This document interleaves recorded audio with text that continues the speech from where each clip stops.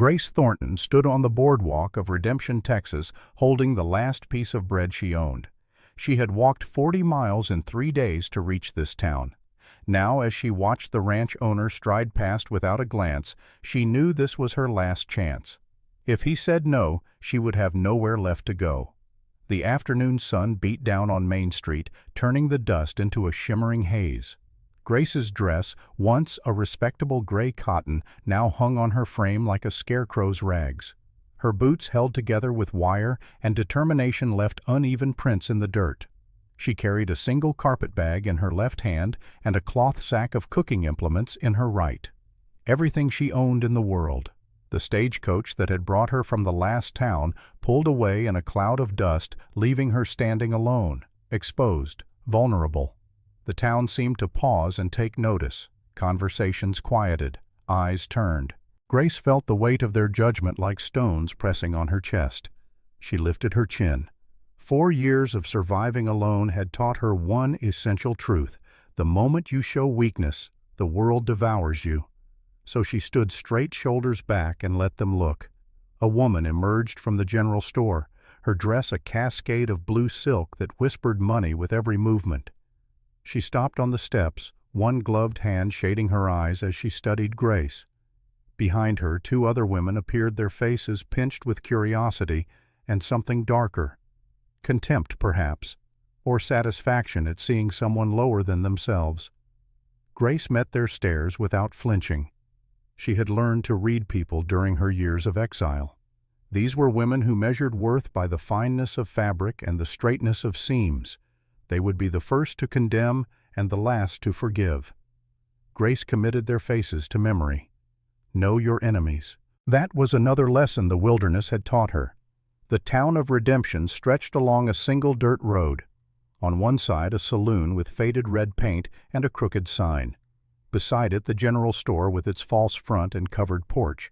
Further down, a church with a white steeple that seemed to point accusingly at the sky. On the opposite side, a livery stable, a blacksmith's forge, sending up sparks, and at the far end, a marshal's office with iron bars on the windows. Grace noticed the marshal step out onto his porch. He was a thick man with a bull neck and small eyes that assessed her with the cold calculation of a predator. His hand rested on the gun at his hip. Not threatening, not yet, just reminding her that he held the power of law in this place.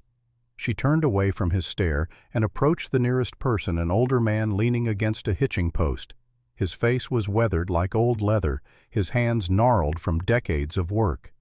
"Excuse me, sir." Grace kept her voice steady, polite. "Where might I find the Mercer Ranch?" The old man studied her for a long moment. His eyes were not unkind, but they held wariness. "About 5 miles northeast. Follow the main trail past the fork, then take the right path. You will know it by the gate. Iron arch with an M branded into it." "Thank you." Grace nodded and turned to go. "You looking for work?" The old man's question stopped her. "Yes." He glanced past her at the women still watching from the store steps. "Word of advice, miss. This town can be hard on strangers, especially women alone. You keep to yourself and do your work, you might do all right." Grace understood what he was not saying. The women on those steps would already be spinning stories about her. Who she was, why she had come, what sins had driven her here. By nightfall, the entire town would have judged and convicted her without a single word spoken in her defense. "I will keep that in mind." She touched the brim of her hat in gratitude. Grace began walking. The weight of her bags cut into her hands, but she ignored the pain. 5 miles. She had walked further on worse days. The sun climbed higher, turning the sky into a bright, merciless blue. Sweat trickled down her spine. Her throat felt like sandpaper, but the canteen at her hip held only a few mouthfuls of water. She would save that for when she truly needed it. As she passed the church, a voice called out, sharp, female, imperious. "You there?" "Woman." Grace stopped and turned. The woman in blue silk had descended from the store steps and now stood in front of the church. Up close, she was handsome rather than beautiful. Late 30s, perhaps. Her face had strong bones and intelligent eyes, but there was a hardness around her mouth that spoke of disappointment and bitterness carefully cultivated. "Yes, ma'am." Grace kept her tone neutral. "What brings you to Redemption?" "I am seeking employment." "Employment." The woman's lips curved into something that was not quite a smile. "At the Mercer Ranch, I presume, if they will have me." "And what qualifications do you possess?" Grace felt the trap in the question. Any answer she gave would be judged and found wanting. "I can cook clean-tanned animals, mend clothes, and manage a household.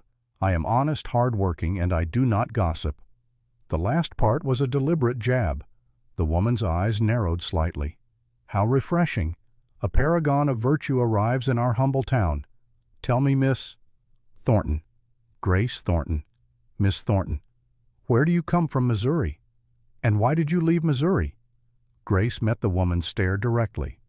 "Personal reasons, ma'am. Nothing that concerns anyone here. Everything concerns us here." The woman took a step closer. "We are a community of God-fearing Christians. We look after our own and protect ourselves from those who might bring shame or scandal to our town." "I have no intention of bringing anything but honest labor, ma'am." "We shall see." The woman smiled now, and it was a predator's expression. "I am Victoria Blackwood. I lead the Church Ladies' Auxiliary and sit on the town council. If you intend to remain in Redemption, you would do well to remember that nothing happens here without my knowledge and approval." Grace felt a familiar sensation in her gut, the cold, sinking awareness that she had made an enemy before she had even reached her destination. This woman, Victoria Blackwood, had just declared war. Subtle, civilized, but war nonetheless. "I will keep that in mind, Mrs. Blackwood." Grace turned to leave. "It is Miss Blackwood." Victoria's voice had ice in it now. "I am a widow. My late husband left me quite comfortably situated, I might add. I have no need to work with my hands." The implication hung in the air. Victoria was saying that she was better than Grace, that widowhood with money was superior to widowhood with nothing. That desperation was a moral failing. Grace walked away without responding. Behind her she heard Victoria's skirts rustle as the woman returned to her audience of church ladies. Whispers followed Grace down the street. She did not look back. The road out of town climbed gradually into rolling hills. The land here was different from Missouri. Drier, harsher. The grass grew in tough, stubborn clumps, and mesquite trees twisted themselves into tortured shapes. But there was a stark beauty to it, an honesty. This land did not pretend to be gentle. It demanded strength, or it killed you. Grace's feet found a rhythm, left, right, left, right. The bags grew heavier with each step. Her shoulders began to ache. Still she kept walking. She had survived 4 years alone in a mountain cabin with winter winds that could kill and wolves that circled her door. She had buried her husband and son with her own hands when the community that should have helped her turned their backs. She had learned to shoot, to trap, to endure. 5 miles was nothing.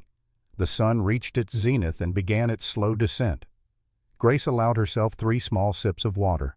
The trail forked exactly where the old man had said it would. She took the right path. Within half a mile she saw it. The iron arch spanning the road, the letter M branded into the metalwork. Mercer Ranch. Grace stopped to study what lay before her. The main house was larger than she had expected. 2 stories of solid timber with a wide porch wrapping around the front and side. Smoke rose from a stone chimney. Behind the house, a barn big enough to hold 30 horses. Beyond that, corrals and outbuildings. In the distance, cattle grazed across hills that rolled toward the horizon. This was not just a ranch, this was an empire. Grace felt a moment of doubt. What business did she have here? What could she offer a man who owned all this? But then she remembered the bread in her bag, the single dress in her carpet bag, the 4 years of exile. She had nothing to lose because she had nothing left to lose. She walked through the arch and up the main road toward the house. Men were working in the corrals breaking horses. One of them noticed her and called to the others. Work stopped. 15 pairs of eyes turned to watch her approach. Grace kept walking. She could feel their assessment. She was used to it. A man emerged from the barn, older, perhaps 60. He wore leather chaps and a hat stained with sweat and dust. His face was lined from decades of sun, but his eyes were sharp. He walked toward Grace with the confident stride of someone who knew his worth and his place in the world. He stopped 10 feet away. "Help you, ma'am, I am here to see Mr. Mercer. He is in town. Should be back within the hour." "I will wait." The man studied her for a long moment. "You looking for work?" "Yes, sir." "What kind of work?" "Any kind that pays." "Name is Silas Walker. I am the foreman here." "Grace Thornton." Silas looked past her down the road toward town, then back at her. "You walk all the way from Redemption?" "Yes." "Hot day for walking." It was not a question, but Grace answered anyway. "I have walked in worse heat." Silas almost smiled. "Almost." He gestured toward the house. "You can wait on the porch. Shade there. Pump around the side if you need water." "Thank you, Mr. Walker. Just Silas will do." Grace climbed the porch steps and set down her bags. Her hands were red where the handles had cut into her palms. She flexed her fingers, working feeling back into them. The porch was indeed shady and the air slightly cooler. She found the pump where Silas had indicated and worked the handle until cold water gushed out. She drank deeply, letting it wash away the dust in her throat. When she returned to the porch, she noticed movement at one of the upstairs windows. A small face pressed against the glass. A child. A girl perhaps 6 or 7 years old. Dark hair, pale skin, enormous eyes that watched Grace with solemn intensity. Grace raised her hand in a small wave. The girl did not wave back. She simply stared, then disappeared from the window. Grace sat in one of the rocking chairs on the porch and allowed herself to close her eyes for just a moment. Exhaustion pulled at her like deep water. She had not slept properly in 3 nights. The stagecoach seats were hard, and sleep was dangerous when traveling alone. But now in this brief moment of quiet, she felt herself drifting. She jolted awake at the sound of hoofbeats. A horse and rider came through the arch at a trot. The man sat his horse like he had been born on one, tall, broad across the shoulders. He wore dark pants, a dusty shirt, and a black hat pulled low. As he drew closer, Grace could see his face. Strong jaw, weathered skin, eyes that were a startling gray even from a distance. This was Cade Mercer. Grace knew it with absolute certainty. He had the bearing of a man who owned everything he surveyed and accepted it as his natural right. Cade dismounted in a single fluid motion. He handed the reins to a young ranch hand who appeared from the barn, then walked toward the house. He moved like a predator, controlled, efficient, dangerous. He reached the porch steps before he seemed to notice Grace sitting there. He stopped and looked at her. His face revealed nothing. Mr. Mercer. Grace stood smoothing her skirt automatically. "That is me. My name is Grace Thornton. I have come to ask for employment." Cade studied her for a long moment. His eyes took in her worn clothes, her dusty boots, her sun-darkened face. Grace felt exposed under that gaze, but she refused to look away. "I do not need help, Mrs. Thornton." "Miss." Grace corrected automatically, then regretted it. Admitting she was unmarried gave away vulnerability. "You walked from town." "Yes." "In this heat?" Grace did not respond. It was obvious she had walked. Stating it again seemed pointless. Cade turned and called toward the barn. "Silas." The foreman appeared almost instantly. "Yes, boss." "Did you tell this woman I needed help?" "No, sir. She asked to wait for you. I said she could." Cade nodded and looked back at Grace. "What kind of work are you seeking?" "Any kind. I can cook, clean, tend livestock, mend clothes. I have experience running a household. I have a housekeeper. Then perhaps your housekeeper needs assistance, or your cook, or your men need someone to do laundry." "Mr. Mercer, I am willing to work hard for fair wages. I do not drink, I do not steal, and I do not cause trouble." Why should I believe that? The question landed like a punch. Grace felt her face heat, but she kept her voice steady. "You should not. You should judge me by my work, not by my words." Something flickered in Cade's eyes. Surprise, perhaps, or respect. "Where are you from, Missouri? Why did you leave?" Grace had prepared herself for this question. She had spent 3 days in the stagecoach rehearsing her answer. Personal tragedy. "Mr. Mercer, I lost my family and found myself unable to remain. Running from something, running to something. A new start. Cade was silent for a moment. Then he said, I lost my wife 3 years ago. My son too. Fever took them both while I was away on a cattle drive. The admission hung in the air between them. Grace understood what he was doing, testing her, seeing if she would offer false sympathy or platitudes. So she simply said, I am sorry for your loss. Why, you did not know them. I know the loss of loved ones. I would not wish that pain on anyone. Cade nodded slowly. He walked up the porch steps and stood close enough that Grace could see the fine lines around his eyes, the scar across his left knuckle, the hardness in his jaw that came from clenching teeth against grief. I have a daughter, he said. Emma. She is 7 years old. She needs someone who can cook proper meals, keep the house clean, and help care for her when I am working. My housekeeper Martha is getting old and needs help. The work is hard. The hours are long. I pay $18 a month plus room and board. Grace's heart leapt, but she kept her expression neutral. I would prefer $20. Cade's eyebrows rose. Why? Because I am worth it, Mr. Mercer, and because I have debts to pay. What kind of debts? Grace met his stare. That is my business, not yours. For a long, tense moment, neither spoke. Grace could feel her future balancing on the edge of a knife. Then Cade said, $18. If your work proves satisfactory after 1 month, I will increase it to 20. Grace extended her hand. Deal. Cade took her hand. His grip was firm, calloused warm. They shook once, then he released her. You start tomorrow at dawn. Silas will show you to the bunkhouse where Martha stays. There is an extra room there. Thank you, Mr. Mercer. One more thing, Miss Thornton. Cade's voice dropped lower. My daughter has been through enough pain. Do not get attached to her. Do not make promises you cannot keep. This is employment, nothing more. When you decide to move on, you move on. No drama. No tears. Do you understand? Grace felt the words like a slap. He was warning her, protecting his daughter from another loss.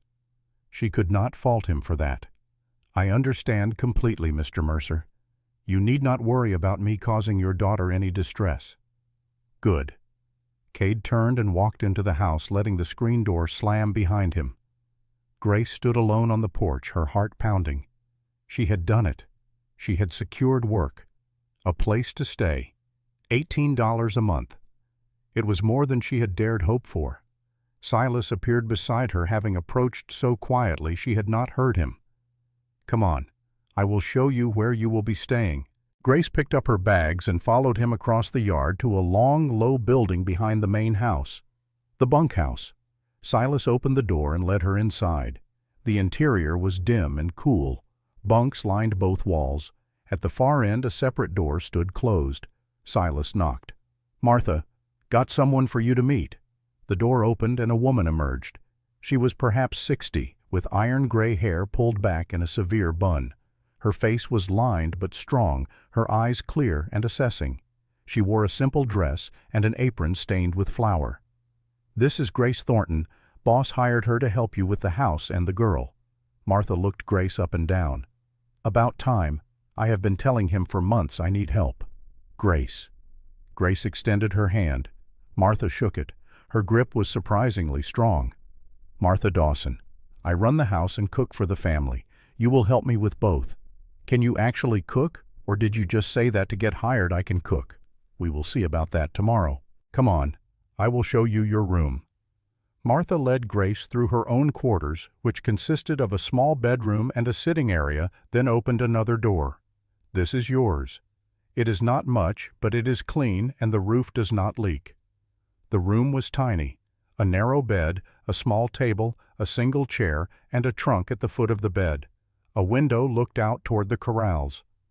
But to Grace, after 4 years of bare survival, it looked like luxury. It is perfect. Thank you. Supper is at 6. You will eat with me and the hands.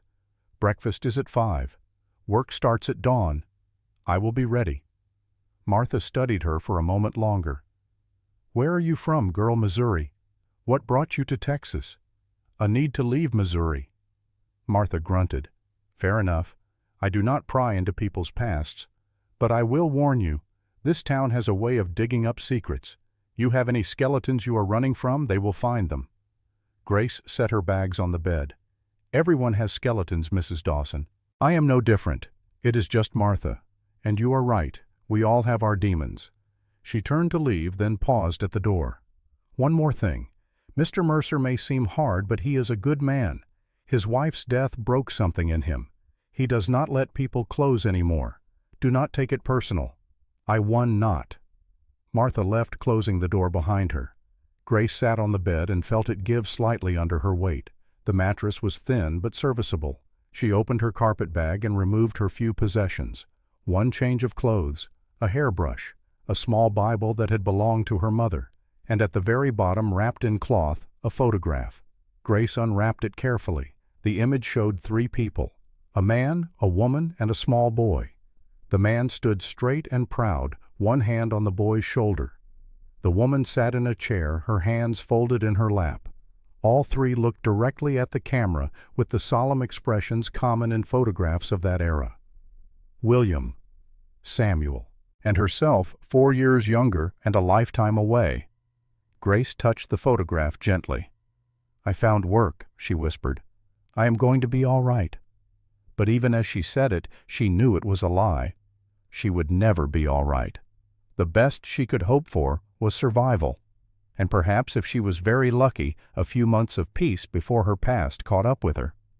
Grace wrapped the photograph again and placed it in the trunk. She lay down on the bed, intending to rest for just a few minutes before supper. But exhaustion claimed her immediately, and she fell into a deep, dreamless sleep. She woke to darkness and the sound of voices outside. For a moment, panic seized her. Where was she? What was happening? Then memory returned. The ranch. The job. She was safe. Grace sat up and struck a match to light the lamp on the table. The flame cast dancing shadows on the walls. Through the window she could see lanterns moving in the yard, men coming in from work. The smell of cooking drifted through the walls. Supper. Grace washed her face with water from the pitcher on the table, smoothed her hair, and went to find Martha. She found her in the main house kitchen, stirring an enormous pot over a wood stove. The kitchen was large and well equipped. Pots and pans hung from hooks on the walls. A long wooden table dominated the center of the room. You are awake. Good. Martha gestured to a pile of potatoes. Peel those. Grace took up a knife and began peeling. Her hands moved automatically, the motions familiar and comforting. Martha worked in silence for several minutes, then said, 20 men for supper tonight. The boss and his daughter will eat in the dining room. We serve them first, then the hands. Understood. The girl does not talk much. Has not since her mother died. Do not take it personal if she ignores you. I won't. Martha ladled stew into bowls while Grace finished the potatoes and put them on to boil. Working together, they prepared plates for Cade and Emma.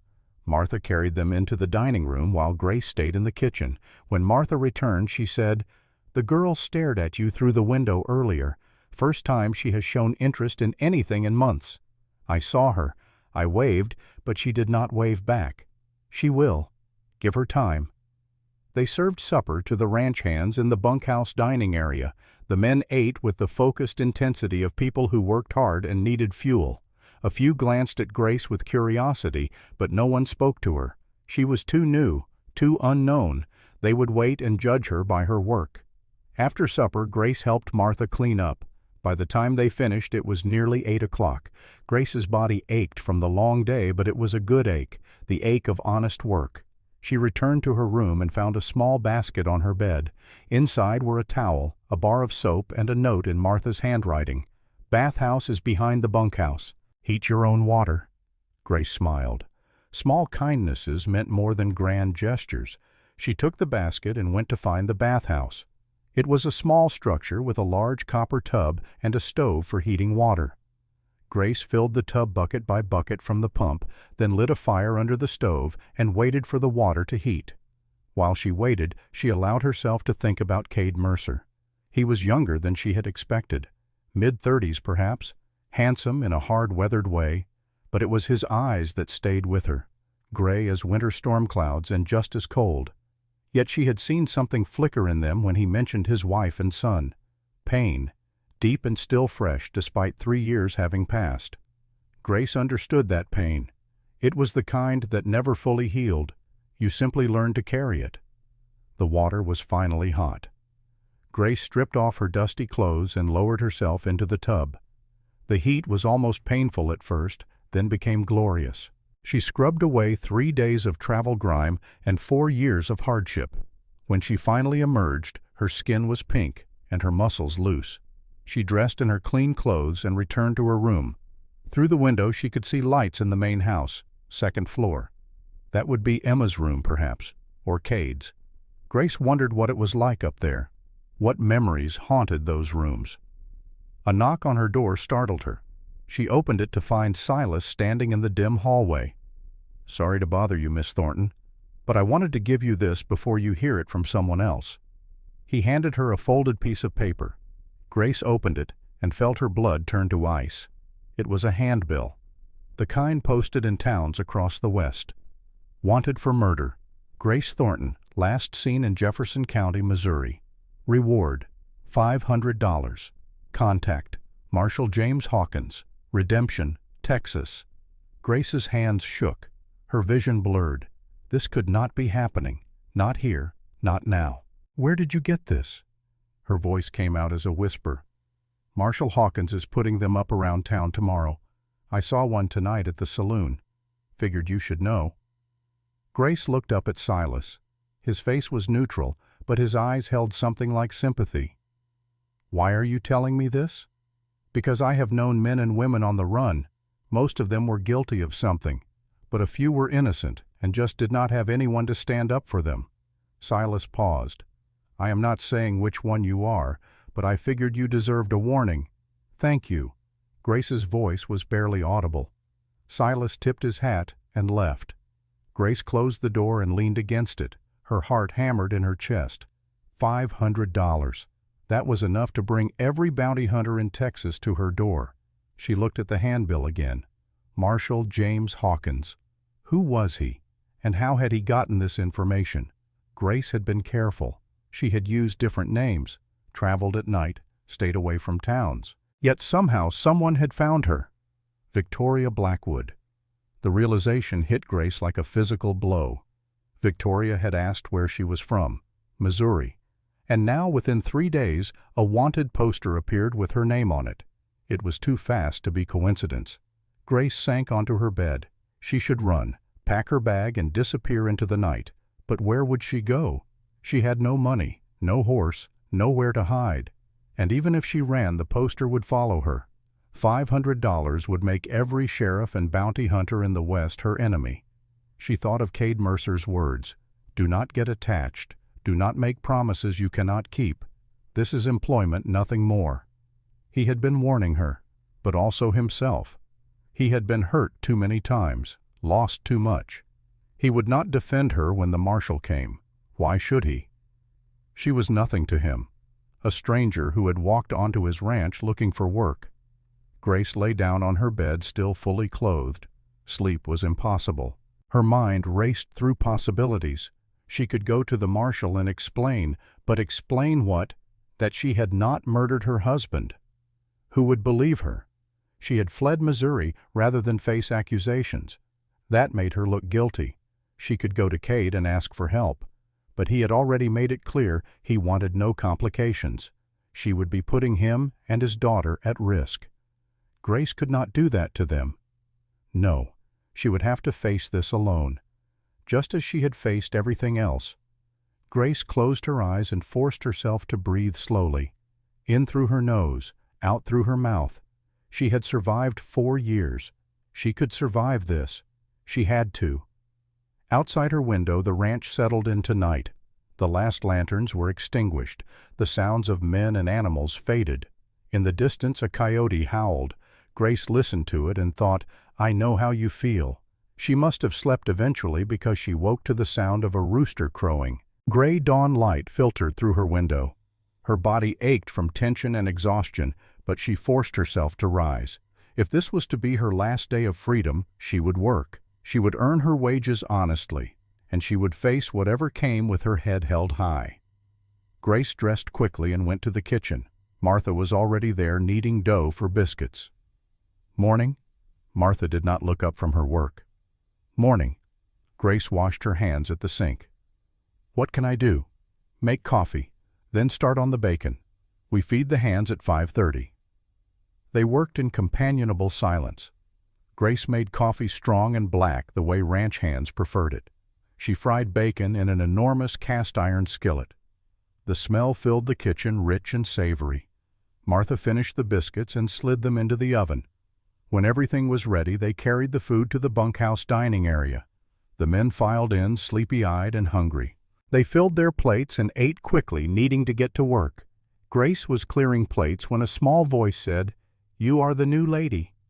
She turned to find Emma standing in the doorway. The girl wore a simple dress and her dark hair was braided. Her face was pale and serious. Too serious for a child. "I am." Grace knelt down to be at eye level. "My name is Grace. I am Emma. It is very nice to meet you, Emma." The girl studied Grace with unnerving intensity. Her eyes were the same gray as her father's. "Are you going to stay?" Grace's throat tightened. "I am going to try." "Everyone leaves." Emma's voice was matter-of-fact. "Mama left. The last housekeeper left. Even Papa leaves sometimes. I am sorry your Mama left." Grace chose her words carefully. "But I do not think she wanted to. Sometimes people leave even when they do not want to. She died." Emma's eyes were dry, but her voice carried a world of pain. "Papa said she went to heaven. But I think heaven is just what people say when someone does not come back." Grace felt tears prick her own eyes. She blinked them away. "Your papa is right. Your mama is in heaven. And I bet she watches over you every single day. Do you think so? I know so. Because that is what mamas do. They never stop loving their children, even when they cannot be with them anymore." Emma stared at Grace for a long moment. Then without warning she stepped forward and wrapped her thin arms around Grace's neck. The hug was brief, almost desperate. Then Emma pulled back and ran from the room. Grace stayed kneeling on the floor, stunned. Martha appeared in the doorway, wiping her hands on her apron. "That child has not hugged anyone since her mother died. Not even her father." Grace stood slowly. "I did not mean to upset her." "You did not upset her. You gave her something she has been needing." Martha's voice was gruff but not unkind. "Hope." The rest of the morning passed in a blur of work. Grace helped Martha prepare breakfast for Cade and Emma. She cleaned the kitchen. She swept floors. She beat rugs. The work was endless, but Grace welcomed it. It kept her mind occupied. At noon, as she was hanging laundry to dry, a horse came through the ranch gate. The rider was a big man in a dark suit with a badge pinned to his chest. Marshal James Hawkins. Grace's stomach dropped. The marshal dismounted and walked toward the house. Cade met him on the porch. Grace could not hear their conversation, but she watched from behind the laundry. After several minutes, both men looked in her direction. Grace forced herself to keep working, hanging sheets, pinning them to the line. Her hands shook, but she did not stop. Footsteps approached. Grace turned to see Cade and the marshal walking toward her. She set down the basket of wet laundry and wiped her hands on her apron. "Miss Thornton." Cade's voice was neutral. "Marshal Hawkins would like to speak with you." "Ma'am." The marshal touched his hat. "I am Marshal James Hawkins. I need to ask you a few questions." "Of course." Grace kept her voice steady. "You are Grace Thornton from Missouri." "Yes." "Are you aware there is a warrant for your arrest?" "I am now." The marshal studied her. "You are wanted for the murder of your husband, William Thornton." "I did not murder my husband, Marshal. He died of fever. So did our son." "Can you prove that I have witnesses?" "A doctor who treated them. A preacher who performed the funeral. I can provide their names." "Why did you leave Missouri if you were innocent?" Grace met his stare. "Because no one believed I was innocent. Because I was tired of fighting accusations I could not disprove. Because I wanted to survive." "That sounds like running to me. Call it whatever you like. I did not kill my husband. I loved him, and I would give anything to have him and my son back." The marshal was silent for a moment.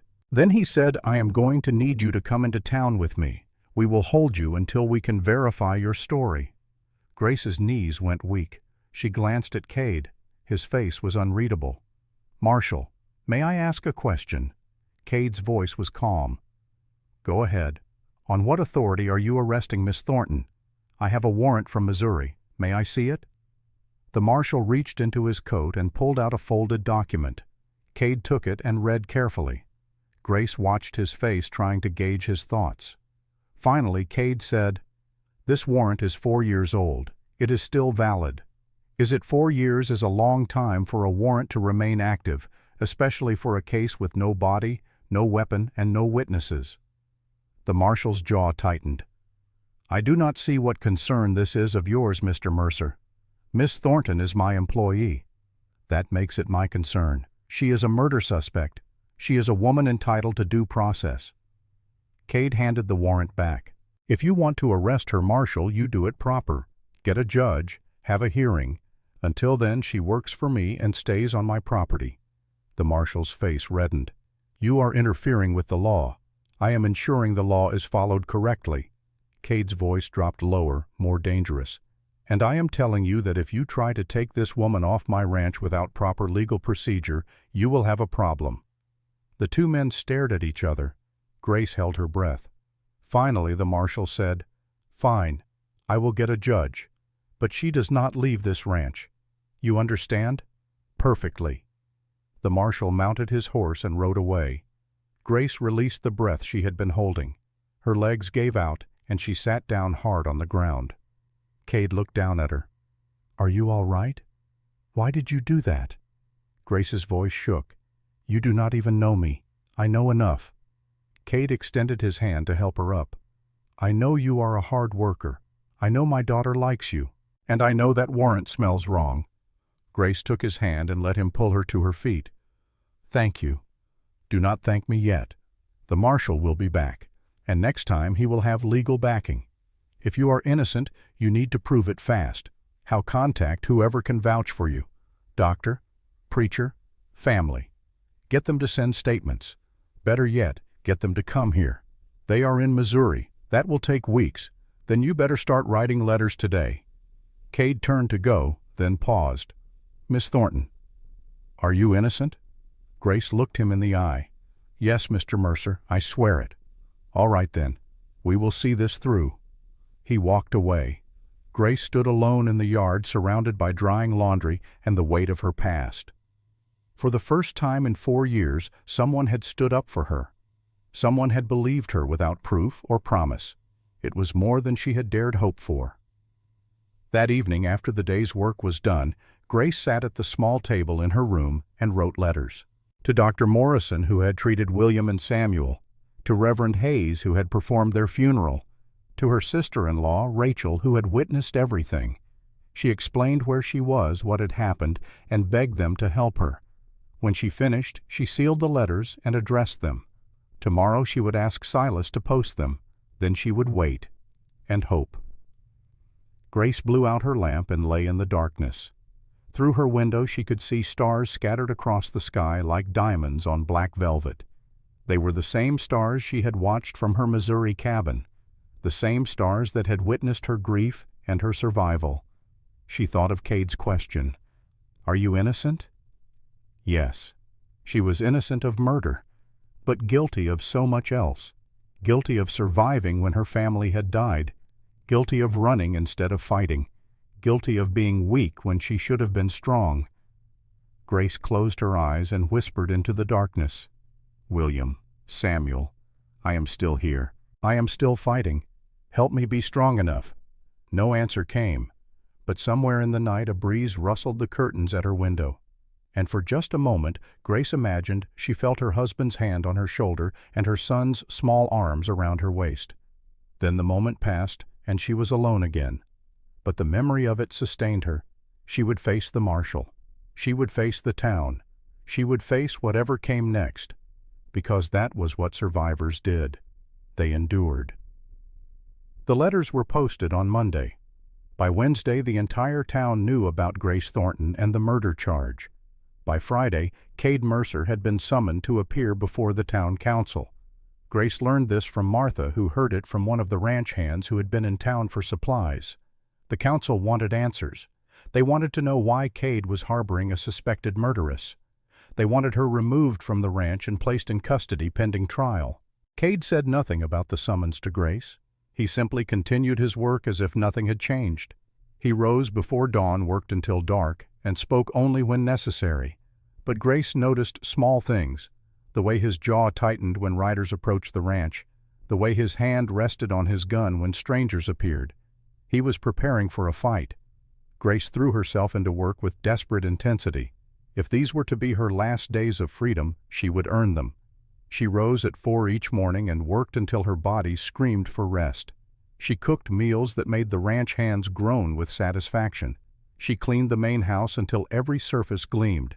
She mended clothes, tended the vegetable garden, and helped Martha with the endless tasks that kept a ranch running. Emma watched her constantly. The child appeared wherever Grace worked, silent and observant. At first, Grace tried to maintain the distance Cade had demanded, but Emma's loneliness was too profound to ignore.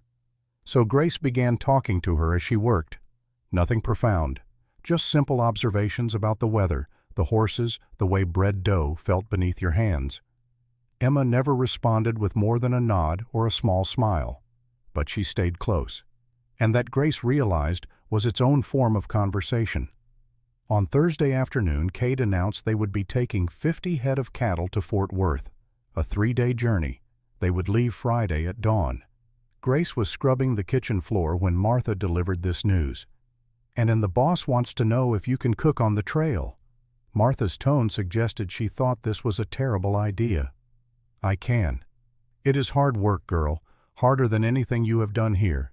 You will be cooking for 20 men over an open fire in all weather. You will sleep on the ground. You will ride all day.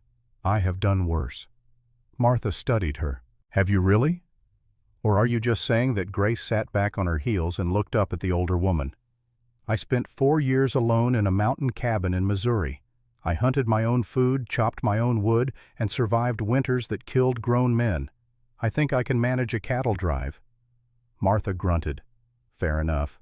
But do not say I did not warn you." That evening, Cade called Grace into his office. It was the first time she had been in this room. The space was masculine and spare, a desk covered with ledgers, shelves holding books on animal husbandry and land management. On one wall, a map of Texas with the ranch boundaries marked in red ink. On the desk, a framed photograph of a woman and child, Sarah and Emma. Grace tried not to stare at the photograph, but she could not help herself. Sarah had been beautiful. Delicate features, dark hair, a gentle smile. Everything Grace was not. "You wanted to see me?" Grace kept her voice neutral. Cade sat behind his desk, his face half in shadow from the single lamp. "The trail drive. Martha says you want to come. If you will have me." "Why?" Grace considered her answer carefully. "Because I can help. Because I need to prove my worth. Because sitting here waiting for the marshal to return will drive me mad." Cade studied her. "It will be difficult. I understand. The men will test you. They always do when a woman joins the crew. Let them test." Something that might have been approval flickered in Cade's eyes. "All right. You ride with the chuck wagon. Silas will show you what supplies to pack. You cook 3 meals a day for 20 men. You keep up or you ride back alone. Understood?" "Understood. One more thing." Cade leaned forward, his face coming into the light. "Why do you really want to come?"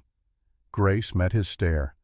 "Because Victoria Blackwood will be visiting the ranch while you are gone. She sent word yesterday requesting permission to call on Emma." "How do you know that Martha told me?" Grace paused.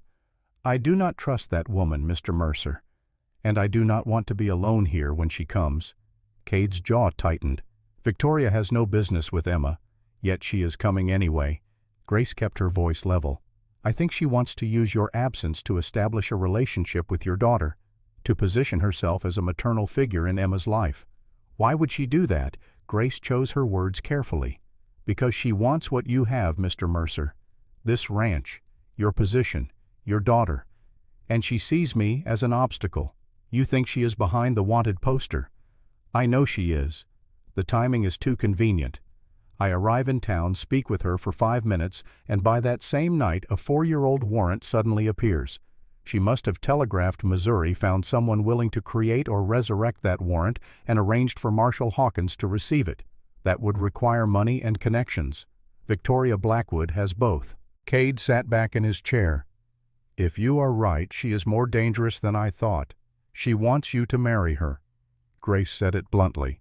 And she will destroy anyone who stands in her way. Silence fell between them. Then Cade said quietly, I will never marry Victoria Blackwood. I would rather sell this ranch and start over. Then you need to make that clear to her. Publicly.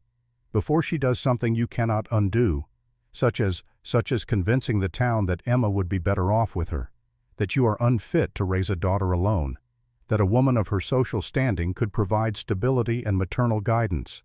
Cade's hands clenched on the desk. She would not dare. Would not she? Grace leaned forward. She has already demonstrated she is willing to fabricate legal documents. What is to stop her from fabricating evidence that you are a neglectful father, that Emma is being harmed by living with a murder suspect? The words hung in the air. Cade stood abruptly and walked to the window. His broad shoulders were tense, his hands fisted at his sides. You see things clearly, Miss Thornton. I have had 4 years to learn how the world works when you have no protection, Mr. Mercer. Power and money can twist any truth into any lie they choose. Cade turned to face her. If Victoria tries anything with Emma while I am gone, Martha has orders to send for me immediately. I will be back in less than a day. And if she does nothing overt, if she simply sits with Emma, brings her gifts, speaks kindly to her, that is harder to fight. Then I will deal with it when I return. Cade moved toward the door, signaling the conversation was over. Pack light. We leave at dawn. Grace stood and walked to the door. As she passed Cade, she said quietly, Thank you for letting me come. Do not thank me yet.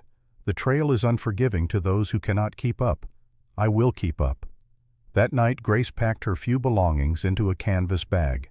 Extra clothes, her mother's Bible, the photograph of William and Samuel wrapped carefully in cloth. She hesitated, then added William's old hunting knife. It was a good blade, well balanced. She might need it. She slept poorly, waking every hour to check the darkness outside her window. When the rooster finally crowed at 4:30, she rose with relief. Action was always better than waiting. The ranch yard was organized chaos. Men saddled horses, loaded the chuck wagon, checked equipment. The cattle had been gathered in the main corral, their lowing filling the air. Silas moved through the activity like a general commanding troops, his voice carrying orders that were instantly obeyed. Grace found Martha in the kitchen packing final supplies. Cornmeal flour, salt pork, coffee, dried beans. Martha worked with efficient speed, her movements practiced from decades of experience. 60 pounds of flour, Martha said without looking up. 40 pounds of beans. 20 pounds of coffee. Salt pork enough for 3 days. After that you will be hunting fresh meat, or the men will be eating beans and biscuits. Grace helped load the supplies into the chuck wagon. The wagon itself was a marvel of practical design. Storage compartments built into every available space. A hinged door that folded down to create a work surface. Hooks for pots and pans. A water barrel strapped to the side. You ever driven a team before Silas appeared beside her? No. Then you ride with Charlie. He handles the wagon. You just worry about cooking. Charlie turned out to be a grizzled man of 60 with tobacco-stained teeth and kind eyes. He helped Grace up onto the wagon seat and said, "Welcome aboard, miss. Try not to fall off. I will do my best." The sun was just touching the horizon when Cade rode to the front of the assembled group. He sat his horse with unconscious grace, his body moving with the animal as if they were one creature. He looked over his men, counting silently, then nodded to Silas. "Move them out." The cattle drive began with a bellow and a surge of movement. 20 riders spread out around the herd, guiding the cattle toward the gate. The chuck wagon fell in behind wheels, creaking pots clanging against each other, despite Charlie's best efforts to secure them. Grace looked back once. Emma stood on the porch of the main house, Martha beside her. The child raised one small hand in farewell. Grace waved back her throat tight. Then they passed through the gate, and the ranch disappeared behind a rise of land. The first day was brutal. The sun climbed high and hot, turning the sky white with heat. Dust rose from the cattle in choking clouds, coating everything and everyone. The wagon jolted over rough ground, rattling Grace's teeth and bruising her backside despite the cushion she sat on. But Grace did not complain. She watched the land roll past. She studied how Charlie handled the team, how he anticipated rough patches and adjusted the wagon's path. She noted where the riders positioned themselves around the herd, how they communicated with whistles and hand signals. At noon, Silas called a brief halt. The cattle grazed while the men dismounted to stretch and water their horses. Grace climbed down from the wagon and began unpacking supplies for the midday meal. She worked quickly, building a small fire, heating beans and salt pork in a cast-iron pot. She made coffee strong enough to strip paint and sliced thick pieces of cornbread Martha had baked that morning. It was simple food, but there was plenty of it. The men filled their plates and ate standing, too tired to sit. One of them, a young cowboy with red hair and a cocky smile, approached Grace. "Name's Daniel Riley, ma'am. That is some good grub." "Thank you, Mr. Riley." "Just Daniel. We do not stand on formality out here." He studied her openly. "You do not look like much, if you do not mind me saying, but you can cook. I will take that as a compliment." It was meant as one. Daniel grinned. "Most women cannot hack it on a trail drive. Too soft. But you seem like you got sand. I have survived worse than this." "Have you?" Now Daniel's tone suggested he did not believe her. "Well, we will see. Trail gets harder from here." Grace met his challenge with a level stare. "Then I suppose we will both find out what I am made of." Daniel laughed and walked away. But Grace noticed several other men had been listening. They exchanged glances. Testing her was going to be a group activity. They rode until twilight, covering 15 miles. When Silas finally called halt for the night, Grace was so stiff she could barely climb down from the wagon. But she forced herself to move to start the evening fire to begin preparing supper. Charlie helped her. He showed her how to arrange rocks for wind protection, how to hang the Dutch oven over coals for even heating. Grace absorbed everything, filing it away for future use. She made stew with salt pork beans and wild onions Charlie had gathered during a brief stop. She baked biscuits in the Dutch oven and made another pot of coffee. By the time she called the men to eat, she was swaying with exhaustion. Cade was the last to approach the fire. He had been riding point all day, keeping the herd moving in the right direction. Dust coated his face and clothes. His eyes were red-rimmed from squinting into the sun. "How are you holding up?" He accepted a plate from Grace. "Well enough. That was quite a ride for your first day." It was adequate. Cade almost smiled. "Adequate. Most women would be crying by now." "I am not most women, Mr. Mercer." "No." His gray eyes studied her in the firelight. "You certainly are not." After the men had eaten and settled for the night, Grace cleaned the dishes with sand and water, scrubbing each pot and pan until they gleamed. Then she spread her bedroll near the wagon, wrapped herself in a blanket, and lay staring up at the stars. The ground was hard. The night air was cold. Somewhere in the darkness, coyotes howled. But Grace felt more at peace than she had in weeks. Out here there were no pretenses, no social hierarchies, just work and survival. She understood this world. She was nearly asleep when she heard footsteps. She opened her eyes to see Cade standing a few feet away, a blanket draped over his arm. "Gets cold at night." He dropped the blanket beside her. "Extra in case you need it." "Thank you." He started to walk away, then paused. "Miss Thornton, you did well today." Grace sat up. "Why does that surprise you?" "It does not." Cade's voice was quiet. "But it impresses me. There is a difference." He walked back to his own bedroll before Grace could respond. She lay back down, pulling the extra blanket over herself. It smelled of wood smoke and leather and something uniquely Cade. She breathed it in and felt for the first time in 4 years not quite so alone. The second day was harder. Her muscles screamed from yesterday's ride. Her hands were blistered from the rough work. But Grace ignored the pain and climbed back onto the wagon. They made good time covering another 15 miles by mid-afternoon. The landscape changed as they traveled, becoming more rugged.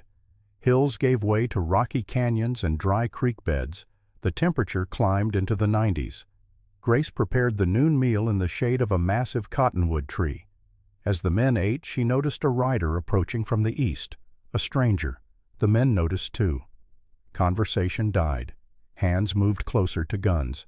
Silas rode out to meet the stranger. They spoke for several minutes, then Silas gestured for the man to approach the camp. As he drew closer, Grace saw he was young, perhaps 25, with nervous eyes and a gun worn low on his hip. "Says his name is Dalton Kane," Silas announced. "Claims he is looking for work. Said he heard we might need an extra hand." Cade stood and walked toward Kane. "We are not hiring." Kane smiled. It was not a pleasant expression. "I was not really asking for work, Mr. Mercer. I was sent to deliver a message." "From whom?" "From interested parties." Kane's hand rested on his gun. "They would like to make you an offer for your ranch, $5,000. Fair price." "Not interested." "That is disappointing." Kane looked around at the assembled men. "See, the thing is, these interested parties are not really asking. They are telling. You sell or things get difficult." "Is that a threat?" Kane shrugged. "Call it what you like. You have 1 week to consider. After that, well, accidents happen. Cattle get stolen, barns burn, people get hurt." Cade's hand moved to his rifle. His voice dropped to ice. "You tell your employer that if anyone touches my ranch, my cattle, or my family, there won't be enough left of them to bury. Now get off my land before I decide you're trespassing with intent to harm." The air crackled with tension. Every ranch hand stood now ready to draw, but they were outnumbered by Kane and 4 other men who appeared from the rocks above the canyon. Kane smiled again. "Just wanted to make sure you understood the situation, Mr. Mercer. 1 week. He turned his horse and rode away, his companions following. No one moved until they disappeared over the ridge. Silas spat into the dirt. That was interesting. The air crackled with tension. Every ranch hand stood now ready to draw, but they were outnumbered by Kane and 4 other men who appeared from the rocks above the canyon. Kane smiled again. "Just wanted to make sure you understood the situation, Mr. Mercer. 1 week. He turned his horse and rode away, his companions following. No one moved until they disappeared over the ridge. Silas spat into the dirt. That was interesting. As they prepared to leave, Grace approached Cade. Who were those men? Hired guns. Cade checked his rifle. "Someone wants my ranch badly enough to threaten violence for it." "Victoria Blackwood." Cade met her eyes. "Maybe. Or maybe someone else. Land-hungry ranchers are common in Texas, but the timing is suspicious." They rode through the afternoon in tense silence. Every man scanned the surrounding terrain, watching for another ambush, but none came. As evening approached, Silas led them to a sheltered canyon with good grass and water. Grace set up camp while the men tended the cattle. She was building the fire when Emma's face suddenly filled her mind. The child alone at the ranch with only Martha for protection. If Victoria was behind the threats, what else might she do, Mr. Mercer? Grace found Cade unsaddling his horse. "Emma." Cade's hands stilled on the saddle. "What about her? If these men are willing to threaten you here, what is to stop them from going to the ranch?" "Martha is there. And 2 hands I left to guard the property." Against how many? Cade's jaw clenched. "I will send a rider back tonight. Tell them to be on alert. That might not be enough." "What do you suggest?" Grace took a breath. "Let me go back. I can ride through the night, reach the ranch by dawn. Add another pair of eyes, another gun. You are needed here to cook. Any of these men can heat beans and make coffee, but Emma needs someone who will protect her with their life." Grace met his stare. "And we both know Victoria's real target is not you, Mr. Mercer. It is your daughter.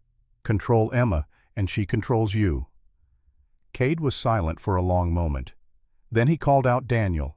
The young cowboy jogged over. "Sir, you are taking Miss Thornton back to the ranch. Tonight. Both of you ride armed and ride fast." Daniel's eyebrows rose. Sir, that is an order. Yes, sir.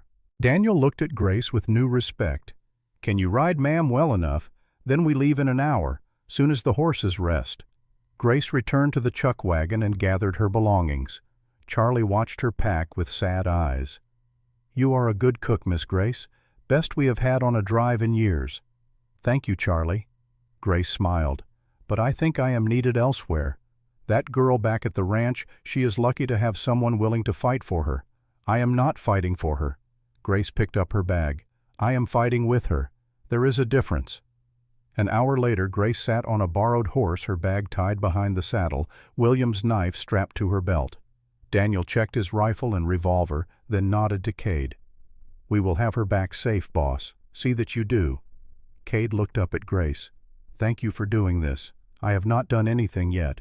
You left the safety of the group to ride into potential danger. That is enough. Cade paused. Be careful.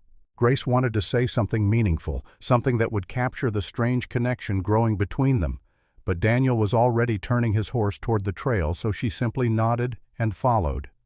They rode through the night under a half moon. The landscape was silver and shadow beautiful and treacherous. Daniel set a fast pace, but not reckless. He was young, but he knew his work. Around midnight they stopped to rest the horses and drink from their canteens. Daniel studied Grace in the moonlight. You are not what I expected when I heard the boss hired a woman. What did you expect? Someone soft. Someone who would complain and cry and make everything harder. He grinned. But you got grit, Miss Grace. I will give you that. High praise from a cowboy. Daniel laughed. You know the boys were saying you are wanted for murder back in Missouri. That true? Yes. Did you do it? Grace met his eyes. What do you think Daniel considered? I think if you killed someone, they probably deserved it. He stood and gathered the reins. Come on, we got another 15 miles before dawn. They reached the ranch as the sun touched the horizon. The gate stood open, which was wrong. Martha always closed it at night. Grace's heart began to pound. Daniel drew his rifle. Stay behind me. They rode through the gate at a trot. The ranch yard was quiet. Too quiet. No smoke from the kitchen chimney. No sounds of morning work beginning. Daniel gestured for Grace to stop, then dismounted and moved toward the main house on foot. Grace followed, knife in hand. Daniel tried the front door. Locked. He moved around the side, Grace right behind him. They found Martha on the back porch, tied to a chair, a gag in her mouth. Daniel cut her free while Grace removed the gag. Martha gasped and coughed. Emma. Martha croaked. They took Emma. Grace's blood turned to ice. Who Victoria Blackwood and that marshal? They came last night with papers. Said they had a court order giving Victoria temporary custody. Said you murdered someone and the boss was harboring a criminal and Emma was in danger. Where are the hands I left? Daniel's face was grim. Knocked out. Locked in the barn. Grace was already running toward the barn. She found the two ranch hands tied and dazed but alive. Daniel freed them while Grace ran back to Martha. How long ago? 2 hours, maybe. They took the road toward town. Grace ran to her horse and swung into the saddle. Daniel grabbed her reins. Wait. We cannot just charge into town. They have the marshal and the law on their side. Then we make new law. Grace jerked the reins free. That child is terrified. She is with a woman she does not trust and a corrupt marshal who helped fabricate charges against me. Every minute we wait is another minute Emma thinks she has been abandoned. Daniel hesitated, then made his decision. All right. But we do this smart. We get help. From whom my father owns the ranch next to this one. He has got 30 men, and he owes Cade Mercer his life. We ride there first, gather a force, then we go to town with enough backing that even a corrupt marshal will think twice. How long will that take? An hour there, 30 minutes to explain. Then we ride to town, 2 hours total. Emma might not have 2 hours. She has got no choice. Daniel's young face was set. Neither do we. One woman and one cowboy against a town. That is suicide, not rescue. Grace wanted to argue. Every instinct screamed at her to ride immediately, but Daniel was right. Charging in without a plan would get them both killed and would not save Emma. All right, We go to your father, but we ride fast." They thundered out of the ranch yard, leaving Martha to free the remaining hands and secure the property. The sun climbed higher as they raced across open country. Grace pushed her horse hard, harder than she should have. But the image of Emma's face, frightened and abandoned, drove her forward. Daniel's family ranch appeared over a rise. It was smaller than Mercer Ranch, but well maintained. Daniel rode straight to the main house and dismounted at a run. "Pa," he burst through the front door. "Pa, I need help." A man emerged from the back of the house. He was an older version of Daniel with gray hair and a weathered face. He took one look at his son's expression and said, "What happened?" "They took Emma Mercer. Victoria Blackwood got some fake court order and the marshal helped her. Mr. Mercer is on a cattle drive. We need men to get her back." Daniel's father did not hesitate. "Jake," he called out. "Samuel, get everyone who can ride. Tell them to come armed." Within 20 minutes they had assembled 25 men. Daniel quickly explained the situation. When he mentioned Victoria Blackwood's name, several men spat into the dirt. "That woman has been a plague on this county for years," one man growled. "About time someone called her out." Daniel's father mounted his horse. "We ride to town. We surround the marshal's office. We demand he show us his legal authority to take that child. If he can produce legitimate papers, we argue in court. If he cannot, we take Emma back by force. Everyone clear?" The men nodded. Grace felt a surge of gratitude. These were Texans. They might be rough and hard, but they understood honor, and they protected children, even children who were not their own. They rode to redemption in a column that stretched 100 yards. Dust rose behind them like a declaration of war. As they entered the town, people stopped to stare. Women grabbed their children. Shopkeepers stepped out to watch. Word spread fast. Daniel led them straight to the marshal's office. The building was small and squat, built of adobe with barred windows. The door was closed. Daniel dismounted and pounded on the door. "Marshal Hawkins, open up." No response. Daniel pounded again. "I know you are in there. We are here for Emma Mercer." The door opened a crack.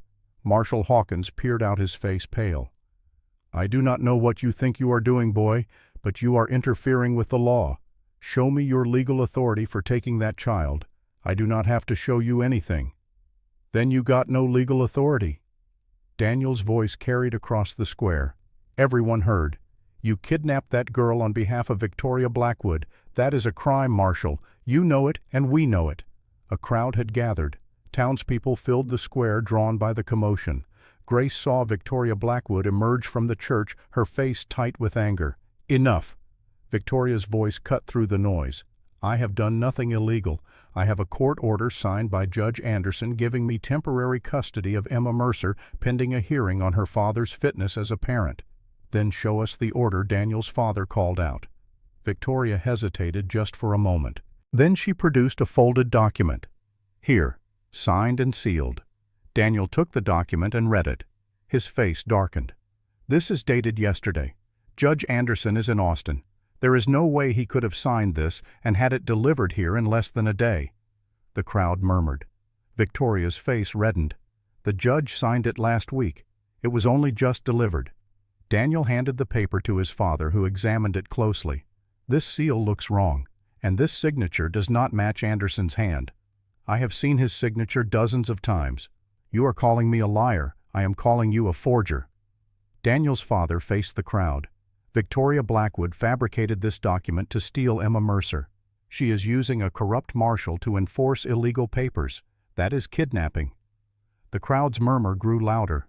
Angry, Grace saw the tide turning against Victoria. But the woman was not finished. Victoria turned to the marshal. "These men are threatening an officer of the law. Arrest them." Hawkins looked at the crowd, then at the armed men surrounding his office. He made a calculation. He was outnumbered and outgunned. Arresting anyone now would start a war he could not win. "I think we should wait for Judge Anderson to arrive and settle this proper," he said carefully. "A coward's answer." Daniel's father dismounted and walked to the door. "Where is the girl inside?" "Safe." "Then let us see her. If she is safe and unharmed, we will wait for the judge. If she is not, You will answer for it." Hawkins opened the door wider. The crowd surged forward. Daniel's father gestured for Grace to follow him inside. The marshal's office was dim and cramped. A desk, 2 chairs, a gun rack on the wall. A door at the back led to the cells. Hawkins unlocked it and led them through. Emma sat on a narrow cot in the first cell. Her face was streaked with tears, her small body rigid with fear. When she saw Grace, she leaped up and ran to the bars. "Grace." The child's voice broke. "Grace, please. I want Papa. I want to go home." Grace knelt by the bars and reached through to take Emma's hands. "I know, sweetheart. I know. We are going to take you home. Unlock this cell." Daniel's father's voice was ice. Hawkins fumbled with his keys and swung the door open. Emma ran to Grace, who caught her and held her tight. The child sobbed against Grace's shoulder, her small body shaking. "You are safe now." Grace stroked Emma's hair. "I have got you. No one is going to take you away." They emerged from the marshal's office into the bright sunlight. The crowd had swelled. 50 people now, maybe more. Victoria stood on the church steps, her face a mask of fury and fear. "This is illegal," she shouted. "That child belongs with me." "No!" Grace's voice rang out clear and strong. "This child belongs with her father, and anyone who tries to take her again will have to go through me. And me." Daniel stepped beside Grace. "And me." His father moved to her other side. One by one, the armed men formed a line between Emma and Victoria.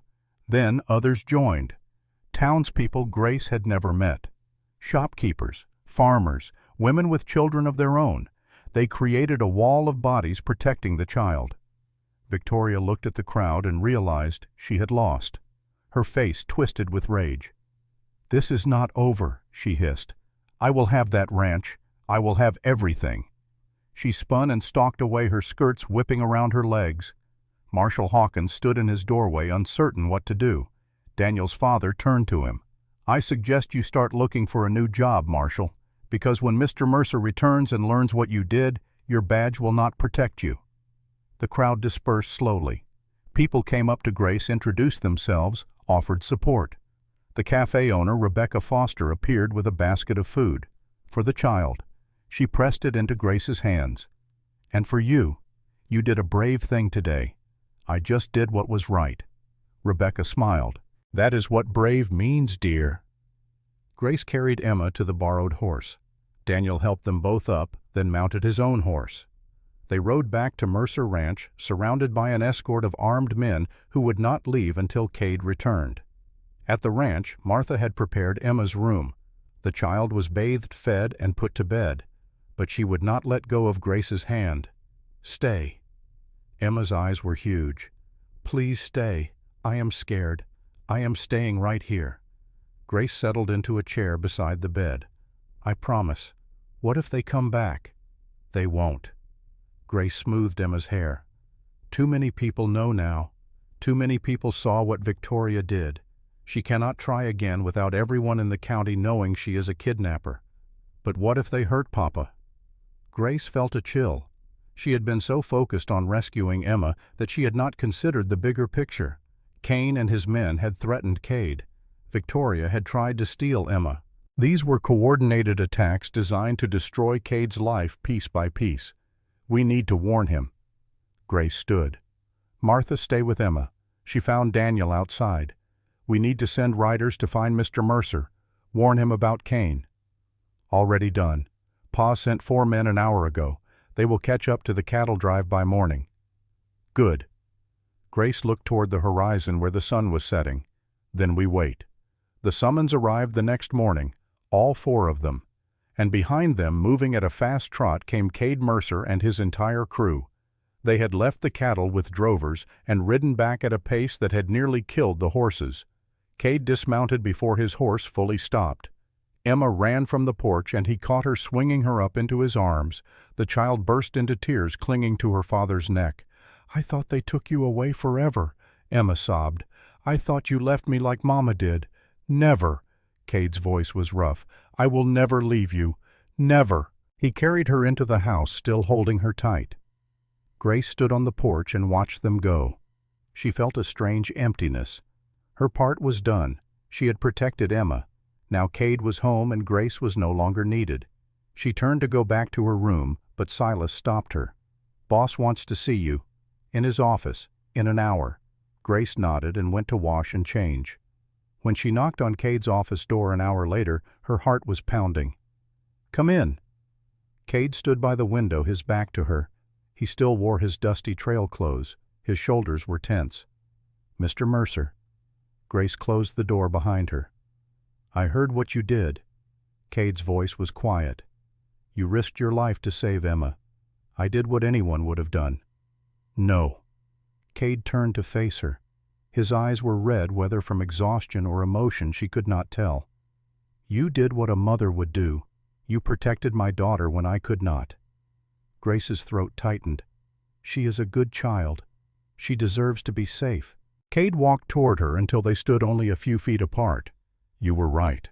About Victoria. About everything. She is after the ranch, and she will use Emma to get it. What will you do?" "First, I am going to get that marshal removed from office. He helped kidnap a child. That is a crime regardless of whose pocket he is in. Then I am going to make it very clear to Victoria Blackwood that if she ever comes near my daughter again, she will regret it. And Kane is a hired gun. Without money to pay him, he will move on. The real enemy is Victoria. Cut off the head, and the body dies." Grace nodded. "Then you have a plan." "I have a plan." Cade paused.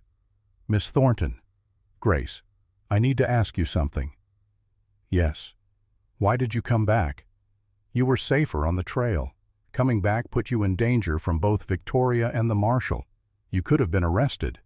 Why risk that?" Grace met his eyes. "Because Emma needed someone. And because—" She stopped searching for the right words. "Because I know what it is like to be alone and afraid.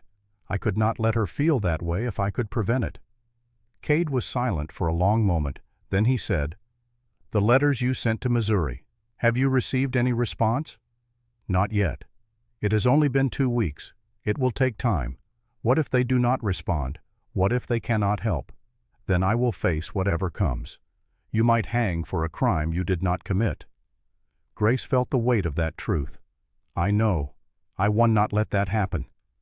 The words hit Grace like a physical force. She stared at Cade. "Why would you risk yourself for me? Because you risked yourself for Emma. Because you are innocent. Because—" Cade stopped, jaw tightening.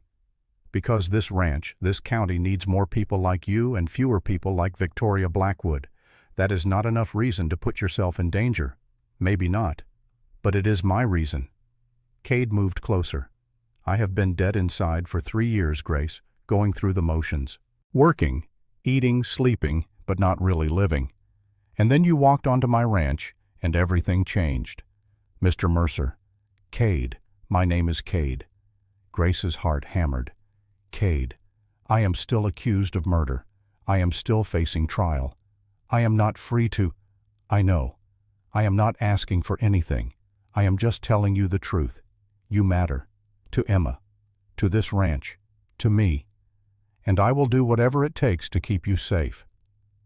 Grace wanted to say so many things, that she felt the same pull toward him, that every time he looked at her something inside her came alive again, that the thought of building a life here with him and Emma was the first dream she had allowed herself in 4 years. But she could not say any of it, not with a noose still hanging over her future, so she simply said, "Thank you." Cade nodded. He stepped back, restoring proper distance. "Get some rest. Tomorrow we go into town and deal with Victoria once and for all." Grace left the office and walked back to her room. Her mind spun with everything that had happened. Victoria's attack, Emma's kidnapping, the town rallying to their defense, Cade's words, "You matter." Grace sat on her bed and pulled out the photograph of William and Samuel. She looked at their faces frozen forever in that moment of posed happiness. "I think I might be falling in love with him," she whispered. "Is that wrong? Am I betraying you?" No answer came, but as Grace lay down to sleep, she imagined William's voice in her mind. Live, Grace. That is all I ever wanted for you. Live. And for the first time she thought she might actually be able to do that. The summons came 3 days later. Judge Harrison Morrison would arrive in Redemption on Friday to hear the case against Grace Thornton. The charge was murder. The penalty if convicted was death by hanging. Grace received the news with outward calm. Inside terror clawed at her chest. She had sent letters. She had hoped for responses. But hope was a luxury she could no longer afford. The trial would proceed with or without witnesses to defend her. Cade read the summons in his office, his face carved from stone. Then we prepare. How does one prepare for a trial when the deck is already stacked by stacking it back in our favor? Cade stood and moved to his desk. He pulled out a ledger and began writing. We need character witnesses, people who can testify to your integrity, your work, your character. Who would do that? I have been here less than a month, more people than you think. Cade continued writing. Martha, Silas, Daniel and his father, Rebecca Foster from the cafe. Half the people who stood up for Emma are willing to stand up for you. Victoria will paint them all as friends protecting a criminal. Then we bring in people who do not know you. Cade looked up. The traveling preacher who passed through last week. He spoke with you for an hour about Scripture. The doctor who treated your blistered hands after the trail drive. The merchant who sold you fabric and remarked on your honest dealings. Grace felt a flicker of hope. You have been gathering evidence. I told you. I will not let you hang for something you did not do. Cade's gray eyes held hers. But we need more than character witnesses. We need proof from Missouri. The letters have had 3 weeks to reach their destinations. Responses could arrive any day, but we cannot count on that. Cade tapped his pen on the desk. So we go on the offensive. How we prove Victoria Blackwood fabricated the warrant. We show the judge that she has been conspiring with Marshall Hawkins to destroy both of us. We turn the trial from your defense into her prosecution. That is risky. Everything worth doing is risky. Cade stood. Tomorrow we ride to the county seat. There are records there, legal documents, paper trails. If Victoria bribed Hawkins, if she forged documents, if she pulled strings to resurrect a dead warrant, there will be evidence. What if there is not? Then we fight anyway. Cade's voice was steel. Because that is what you do when your back is against the wall. You fight. That night Grace could not sleep. She lay in her narrow bed and watched moonlight paint shadows on the walls. In 2 days, she would stand before a judge and argue for her life. The irony was not lost on her. 4 years ago, she had wanted to die, had begged God to take her. Now, facing that very real possibility, she discovered she wanted desperately to live. She thought of Emma sleeping peacefully in the main house. The child had recovered quickly from her ordeal, resilient in the way only children can be. But she stayed close to Grace now, as if afraid Grace might disappear if she looked away too long. Grace thought of Cade, his quiet strength, his unexpected protection. She thought of the way he looked at her sometimes when he thought she was not watching, like he was seeing something he had lost and found again. She thought of this ranch, this harsh and beautiful land, these hard and honest people. Somewhere in the past month, Texas had stopped being a hiding place and had become home. Grace closed her eyes and prayed, not for deliverance, not for miracles, just for strength. Whatever came, she would face it standing. Morning arrived cold and clear. Grace dressed in her best clothes, a simple gray dress Martha had helped her mend and press. She braided her hair and pinned it up. Looking in the small mirror, she saw a different woman than the one who had arrived a month ago. That woman had been desperate and broken. This woman was still afraid, but no longer defeated. Cade was waiting in the yard with 2 horses saddled. He had shaved and wore a clean shirt and his good hat. He looked every inch the successful rancher, a man of substance and respect. Ready. His voice was gentle, as I will ever be. They rode toward the county seat, a larger town 20 miles south. The journey took most of the morning. They spoke little, but the silence was companionable rather than awkward. Grace found herself acutely aware of Cade beside her. The way he sat his horse, the occasional glance he sent her way, the protectiveness in his bearing. The county seat was called Anderson, named after the judge who now resided there. It was bigger than Redemption, with actual streets and a courthouse built of stone. Cade led them directly to the courthouse and the records office in the basement. A clerk looked up from his desk as they entered. "Help you?" "We need to see records of telegrams sent and received in the past month, specifically any communication between Redemption and Missouri." The clerk frowned. "That is private communication. Not when it involves forgery and conspiracy." Cade's voice hardened. "My name is Cade Mercer. I own Mercer Ranch. This woman has been falsely accused of murder by parties in Redemption who fabricated legal documents. I want to see proof." The clerk hesitated. Then he said, "I would need authorization from Judge Morrison." "Then get it. We will wait."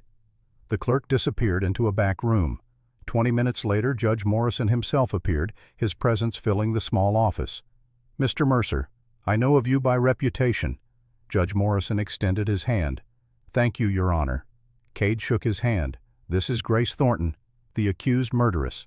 Judge Morrison studied Grace. "You do not look like a killer, Miss Thornton." "I am not one, Your Honor. We shall see." The judge turned to the clerk. "Show them the telegram records for the past month. Any communications between Redemption and Points East." The clerk produced a large ledger. Cade opened it and began reading, his finger tracing down the columns of dates and messages. Grace watched his face, trying to read his expression. Then he stopped. "Here." Cade pointed to an entry. 3 weeks ago, a telegram from Victoria Blackwood in Redemption to a Judge Samuel Hayes in Kansas City, Missouri. It reads, "Need legal assistance regarding old warrant. Woman named Grace Thornton wanted for murder of husband William Thornton, 1864. Urgent. Will pay for information and documentation." Judge Morrison leaned in to read, and the response, Cade turned the page. 2 days later. "From Hayes to Blackwood. Have located warrant. Can resurrect and forward for fee of $500. Advise if interested." Judge Morrison's face darkened. "That is bribery and conspiracy. There is more." Cade continued reading. Blackwood's response. "Agreed. Send warrant to Marshal James Hawkins, Redemption, Texas. Payment to follow upon receipt." The judge straightened. "This is enough to dismiss the charges and arrest both Blackwood and Hawkins." Grace felt her knees go weak. "It is over." "Not quite." Judge Morrison's voice was cautious. "This proves the warrant was obtained through illegal means, but it does not prove you are innocent of the original charge.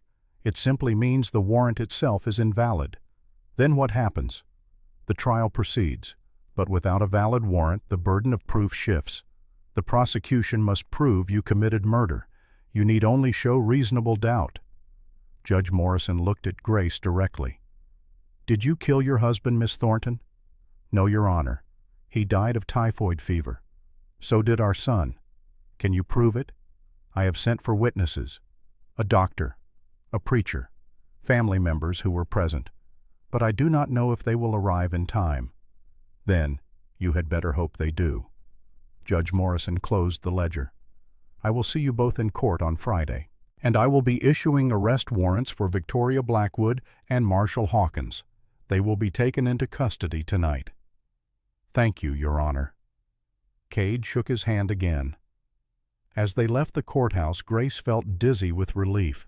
Victoria would be arrested, the conspiracy exposed.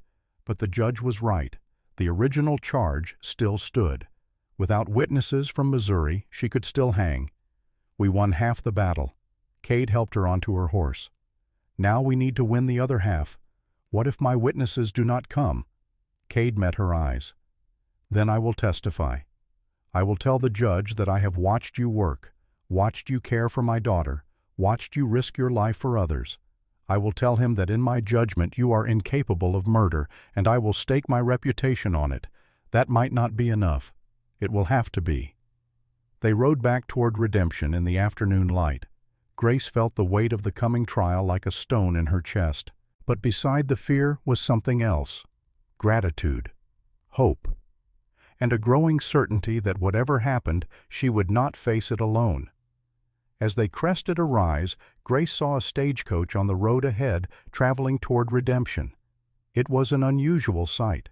The stage only ran twice a week, and this was not a scheduled day. "Wonder who that is," Cade muttered. They followed the stage into town. It stopped in front of the hotel. The door opened and a woman stepped out. She was perhaps 30, with dark hair and a determined set to her jaw. She looked around, clearly searching for someone. Grace's heart stopped. "Rachel!" The woman's head snapped toward Grace's voice. Her face broke into a smile. "Grace, thank God." Grace dismounted and ran to her sister-in-law.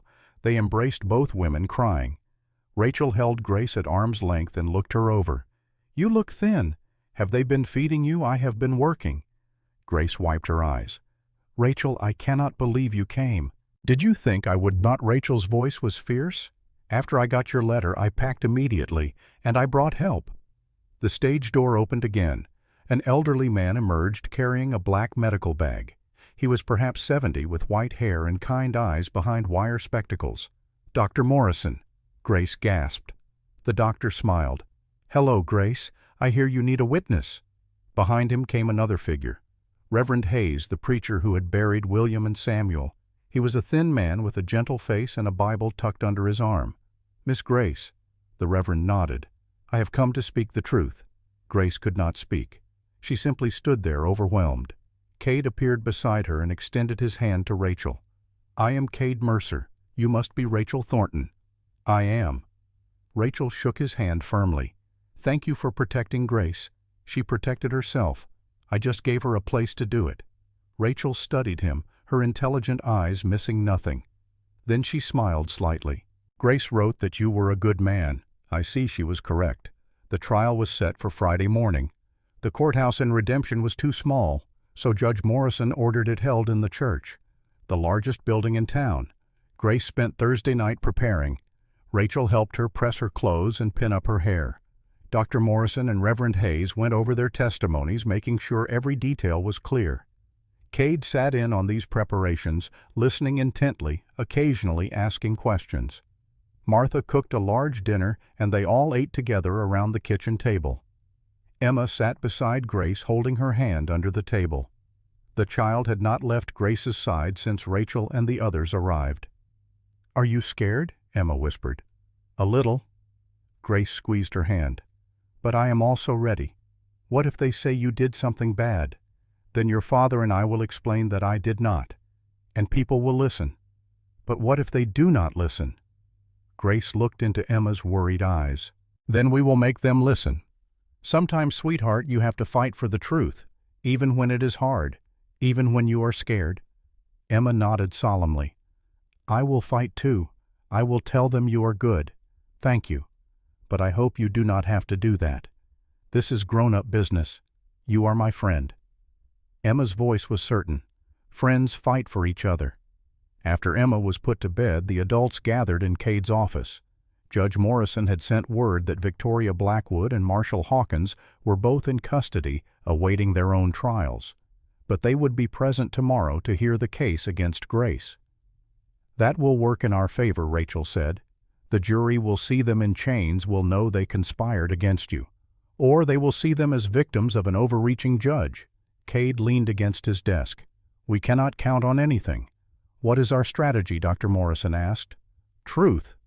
Cade looked at Grace. "We tell what happened. No embellishment, no drama, just the facts. William and Samuel got sick. Grace nursed them. They died despite her best efforts. People who were there can verify this." "And the reason she left Missouri?" Reverend Hayes asked. "Because she was accused, and no one would listen."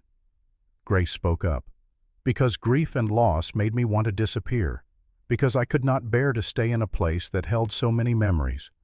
"That is understandable." The Reverend nodded. "Anyone who has lost loved ones will sympathize." Rachel looked at Grace. "Are you prepared for them to ask about the arsenic?" Grace nodded. "I purchased arsenic 3 months before William died. It was for rats in the barn. The storekeeper who sold it to me is dead, but his ledgers still exist. They show multiple purchases by multiple people. It was common. And the inheritance?" Cade asked. $200 from the sale of our farm." Grace's voice was steady. "Hardly enough to kill for." and I can show where every penny went. Supplies, survival, the stagecoach ticket to Texas.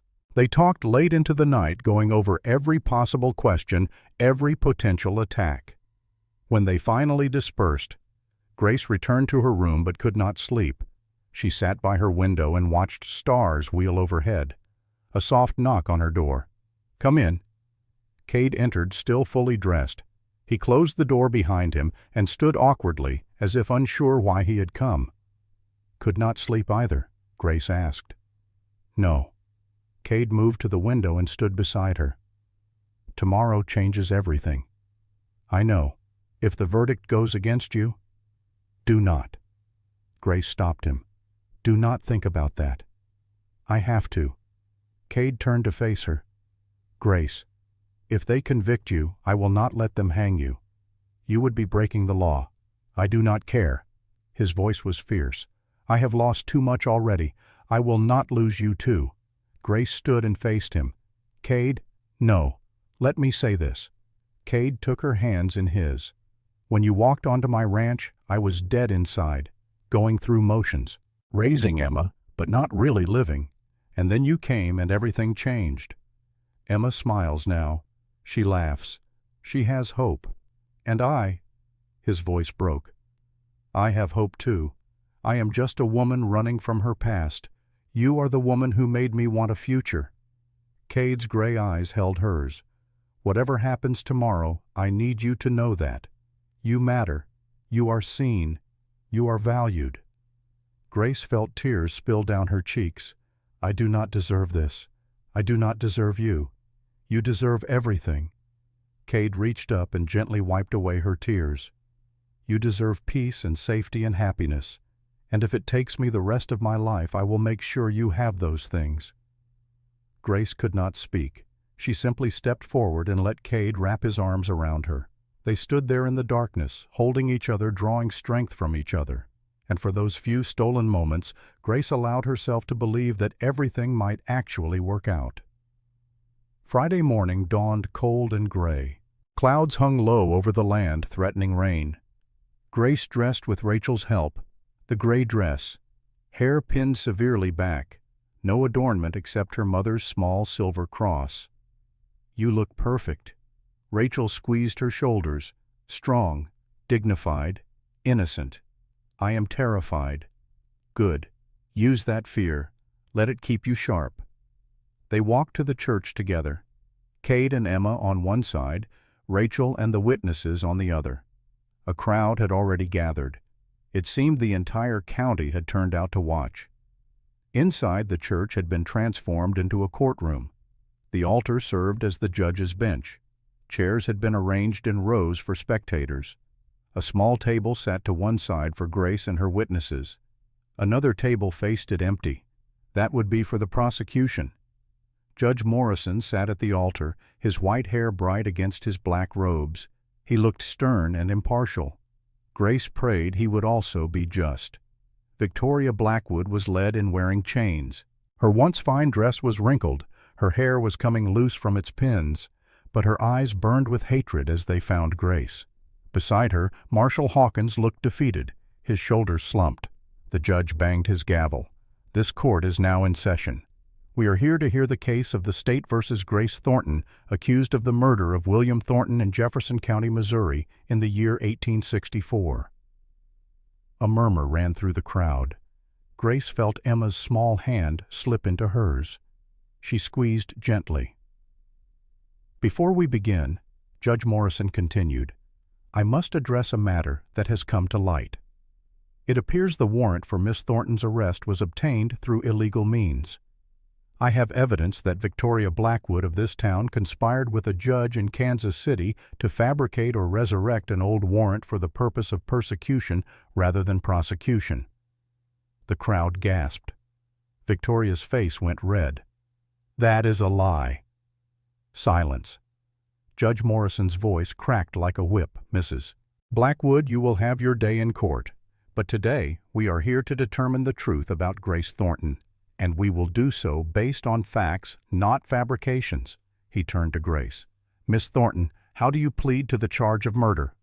Grace stood. Her voice was clear and steady. "Not guilty, Your Honor." "Very well." Judge Morrison looked around the room. "Who speaks for the prosecution?" An uncomfortable silence. Then a man stood from the back. He was a lawyer from the county seat hired by someone to see this through. His name was Thomas Bradford, and he looked deeply unhappy with his assignment. "I do, Your Honor, but I must state for the record that I have reviewed this case and find the evidence severely lacking. Nevertheless, the charge has been made and must be answered. Proceed with your case." Bradford called his first witness, a woman from Missouri who claimed to have known Grace. She testified that Grace and William had argued frequently, that the marriage was unhappy, that Grace had been seen talking to another man. Rachel leaned close to Grace. "Who is she?" "I have no idea. I have never seen her before in my life." When it was Grace's turn to cross-examine, Cade stood. "Your Honor, may I question this witness?" "You are not a lawyer, Mr. Mercer." "No, but I am a man who knows when he is hearing lies." Cade faced the woman. "You say you knew Grace Thornton in Missouri?" "Yes." "What town?" "Jefferson City." "Grace never lived in Jefferson City. She lived in a homestead 15 miles outside of town. So how exactly did you know her?" The woman faltered. I saw her in town sometimes." "How often?" "Once or twice." "And based on seeing her once or twice, you can testify to the state of her marriage?" "I heard things." "From whom?" The woman glanced toward Victoria.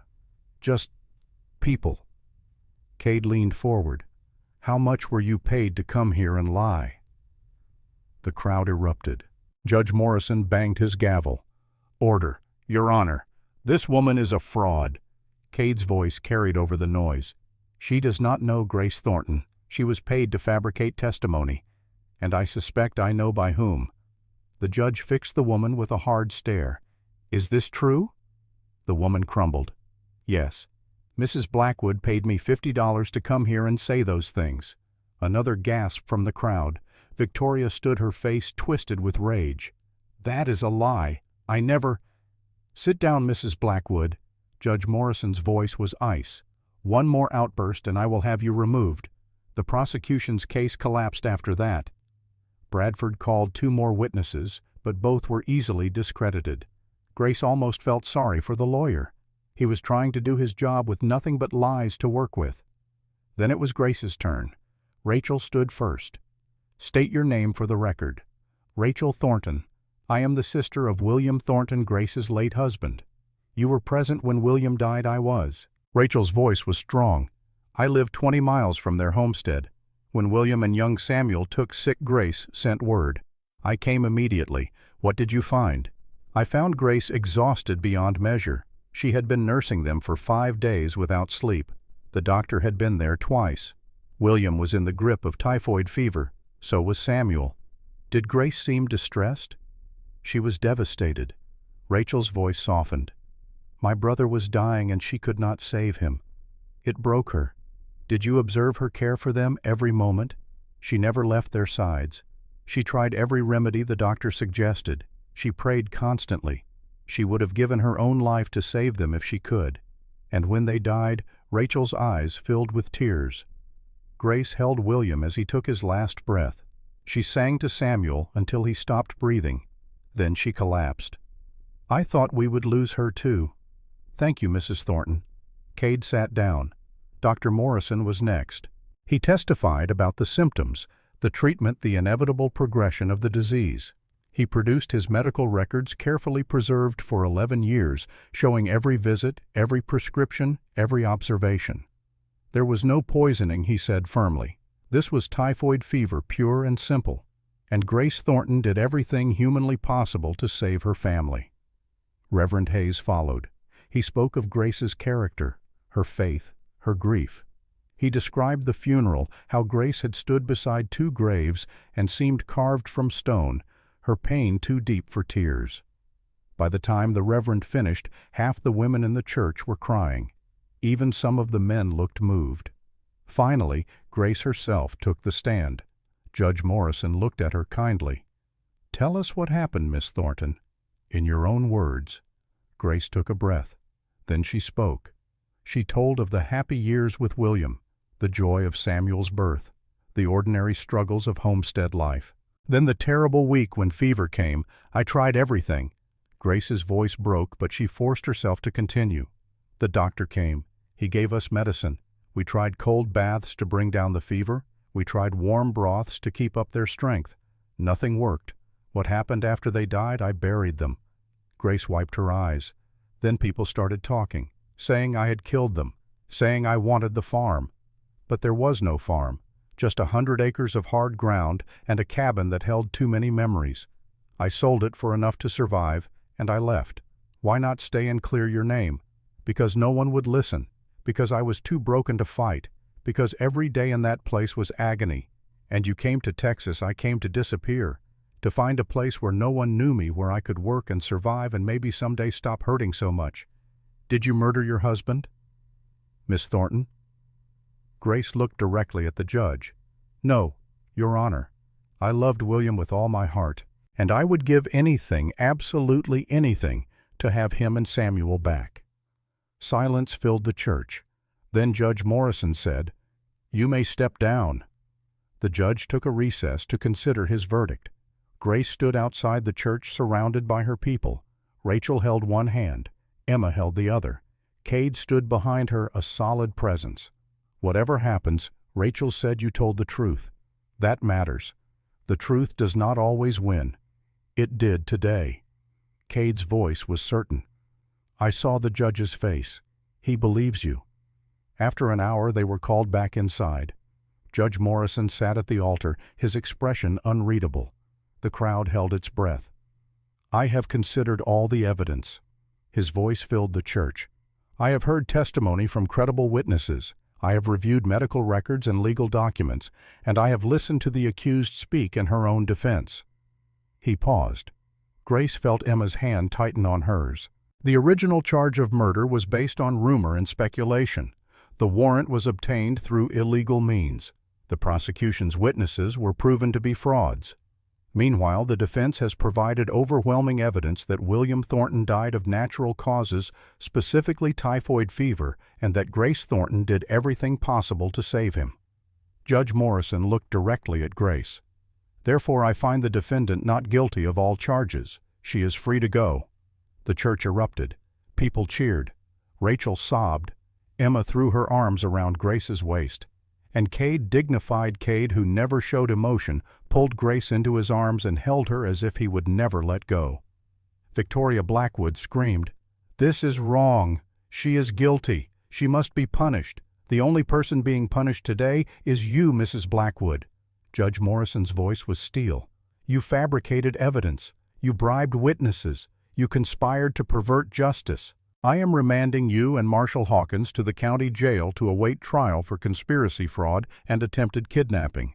And I am recommending you both receive the maximum sentence the law allows. Guards led Victoria away, still screaming. Marshall Hawkins went quietly defeated. Grace watched them go and felt not triumph, but sadness. Two people had destroyed themselves through greed and jealousy. Outside, the celebration continued. Rebecca Foster hugged Grace. The townspeople who had doubted her now came forward to apologize. Daniel and his father shook Cade's hand. Dr. Morrison and Reverend Hayes prepared to return to Missouri, satisfied that justice had been served. Rachel pulled Grace aside. So, what now, I do not know. Grace looked toward Cade, who was talking with Emma. I suppose I keep working at the ranch. Rachel smiled. Just working? Grace blushed. I do not know what you mean. You love him. It is written all over your face. It does not matter. He may not feel the same. Grace. Rachel took her hands. I watched him in that courtroom, the way he fought for you, the way he looked at you. That man loves you. The question is, what are you going to do about it? Before Grace could answer, Cade approached. Miss Rachel, would you mind taking Emma for a few minutes? I need to speak with Grace privately. Of course. Rachel took Emma's hand. Come on, sweetheart. Let us go look at the pretty windows in the church.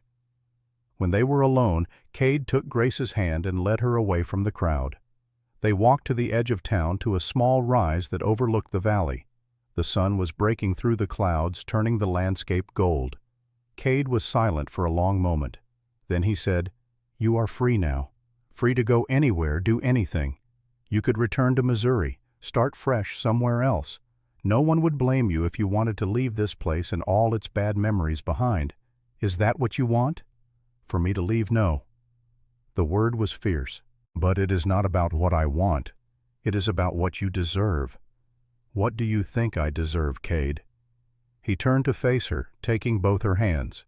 "You deserve a life without fear, without accusations, without having to constantly prove your worth.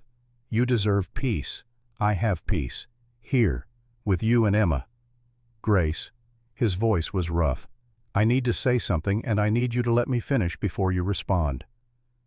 "All right." Cade took a breath. "When Sarah died, I thought I was done.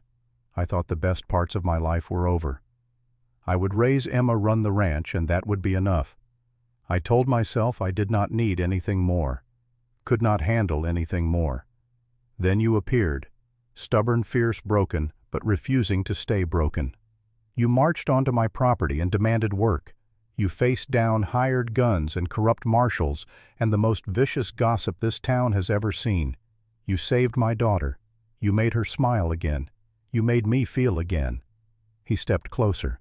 "I know you have been through hell. I know trusting anyone is terrifying after what you have endured. But Grace, I am asking anyway, stay. Not as an employee. Stay as my wife. Help me raise Emma. Build a life here. Let me spend every day proving that you made the right choice." Grace felt tears streaming down her face. "I have nothing to offer you. No money, no land, no status. Just myself. Just yourself is everything." Cade reached into his pocket and pulled out a small gold ring. It was simple, unadorned, clearly well worn. "This was Sarah's ring. She asked me before she died to find someone who would love Emma as much as she did. Someone who would make our family whole again. I think she meant you. Cade. I am terrified. So am I. But I am more terrified of waking up one day and realizing I let you walk away." Grace looked at the ring, then at Cade's face. She thought of William, her first love, the father of her child. She thought of the grief and guilt she had carried for 4 years, and she realized that William would want this for her. He would want her to live, to love, to be happy. "Yes." The word came out as a whisper. "Yes, I will marry you." Cade's face transformed. He slipped the ring onto her finger, then pulled her into his arms and kissed her. It was not their first kiss, but it felt like a beginning, like everything before had been prologue, and now finally the real story was starting. When they broke apart, Grace said, "There is something you should know. What I am broken in ways that may never fully heal. I still dream of William and Samuel. I still wake up sometimes thinking they are alive. I may always carry that grief." "Good." Cade touched her face gently. "Because I am broken too, and maybe 2 broken people can hold each other up better than 2 whole ones ever could." They walked back to town hand in hand. Emma saw them coming and started running. She threw herself at them both, her small arms trying to encompass them. "Does this mean Grace is staying forever?" "Yes, sweetheart." Cade lifted his daughter into his arms. "We are getting married." Emma's face split into a grin. "Will she be my new mama?" "If you will have me."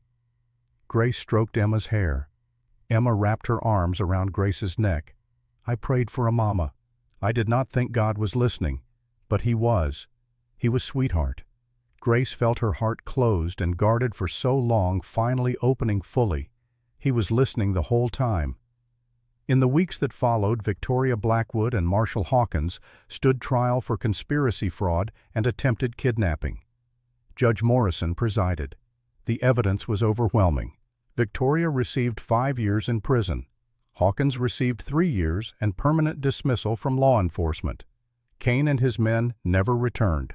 Without Victoria's money, they had no reason to stay. Word spread that Kane had been seen heading toward New Mexico, still limping from an old injury. Grace settled into life at the ranch with the easy confidence of someone who had finally found where she belonged. She worked beside Martha, taught Emma to read, and rode the property with Cade, learning every corner of the land that would be hers. And one evening, as they watched the sunset from the porch, Cade asked her to marry him, properly this time, with Emma's blessing and a ring that fit. The wedding took place a month later. It was a simple ceremony in the same church where Grace had been tried and acquitted. Reverend Hayes, who had stayed on for a few weeks to help rebuild his Missouri congregation, performed the service. Rachel stood as Grace's witness. Silas stood for Cade. Emma insisted on being the flower girl. She took her role very seriously, walking down the aisle with grave dignity, scattering petals from Martha's garden. When she reached the front, she stood between Grace and Cade, holding both their hands. The entire town attended. Rebecca Foster cried through the whole ceremony. Daniel and his father sat in the front row. Even Judge Morrison, who had developed a fondness for the case that had tested his wisdom, made the journey from Anderson. "Do you, Cade Mercer, take Grace Thornton to be your lawfully wedded wife?" Reverend Hayes's voice was warm. "I do." Cade's eyes never left Grace's face. "From this day until my last day." "And do you, Grace Thornton, take Cade Mercer to be your lawfully wedded husband?" Grace looked at Cade, at Emma, at the community gathered to witness this moment. She thought of all the roads that had led her here. The grief and loss, the fear and flight, the desperate hope that somewhere, somehow, she might find a place to belong. "I do." Her voice rang clear. "I do with all my heart." Reverend Hayes smiled. "Then by the power vested in me, I now pronounce you husband and wife. You may kiss your bride." Cade kissed Grace gently, reverently. The church erupted in applause. Emma hugged them both. And Grace felt, for the first time in 4 years, completely and utterly home. The reception was held at the ranch. Long tables were set up in the yard. Martha and Rebecca had cooked enough food to feed the entire county. Fiddlers played. Children danced. The sun set in a blaze of red and gold, painting the sky like a benediction. As darkness fell, lanterns were lit. Grace stood on the porch of what was now her home and watched the celebration. Cade appeared beside her, 2 cups of cider in his hands. He offered her one. Happy Grace took the cup and smiled. "More than I ever thought possible." They stood in comfortable silence, watching their guests. Then Cade said, "I have something for you." He pulled out a folded paper. Grace opened it to find a land deed. Her eyes widened. "What is this, half the ranch?" Cade's voice was firm. "We are partners in everything now. This is your home as much as mine." "Cade, I cannot accept this. It is too much.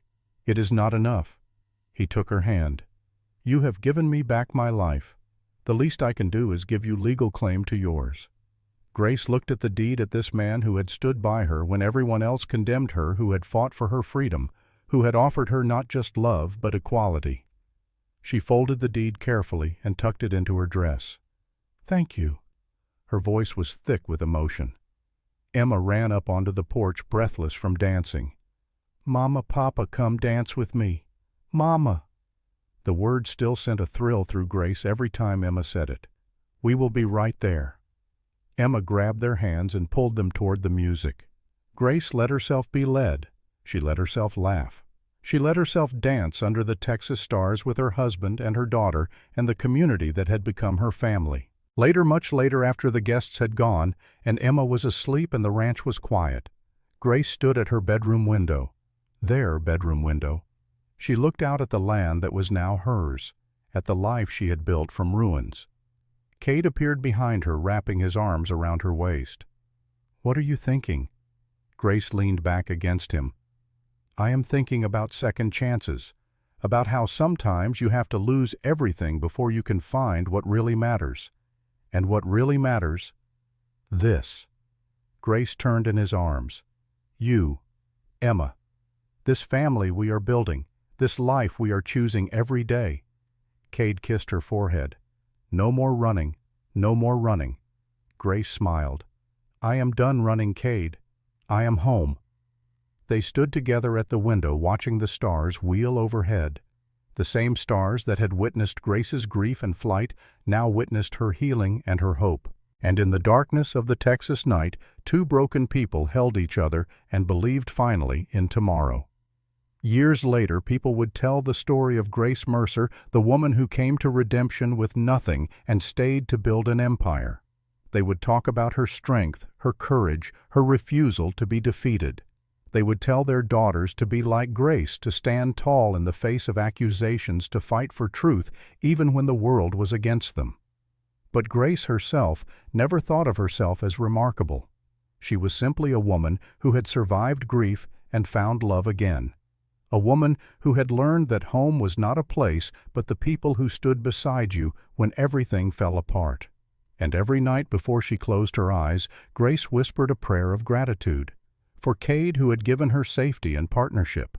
For Emma, who had given her purpose and joy. For the harsh and beautiful land of Texas, which had given her a place to belong. She had come to Texas to disappear. Instead, she had found herself, and that Grace thought was the greatest gift of all. The story of Grace Thornton, who became Grace Mercer, was not a story of rescue. It was a story of redemption. Not just hers, but Cade's and Emma's, and even the town's. Because sometimes the person you save ends up saving you right back. And sometimes, when you have lost everything, you discover that everything you truly need has been waiting for you all along. You just have to be brave enough to reach out and take it. Grace Mercer lived to be 83 years old. She saw her ranch grow into one of the most prosperous in Texas. She raised Emma and watched her become a strong, confident woman who carried on her mother's legacy of courage. She had 3 more children with Cade, filling the house with laughter and life. And every year, on the anniversary of William and Samuel's deaths, she laid flowers on a small memorial she had built on the ranch. She never forgot her first family, but she had learned that the heart is infinite, that love does not diminish when shared, that you can honor the past while embracing the future. When Grace died, the entire county came to her funeral. Judge Morrison, ancient and white-haired, delivered the eulogy. He spoke of a woman who had faced injustice and emerged victorious. A woman who had turned accusations into advocacy, creating a network that helped other women facing false charges. A woman who had transformed a ranch into a refuge. But Emma, now a grown woman with children of her own, had the last word. She stood before the assembled mourners and said simply, "My mother taught me that strength is not the absence of fear. It is the choice to act despite the fear. She taught me that family is built on love and loyalty, not blood. And she taught me that no matter how dark the night, dawn always comes if you are brave enough to wait for it." Grace would have liked that, because in the end, that was what her story had always been about, waiting for dawn. And when it came, having the courage to step into the light.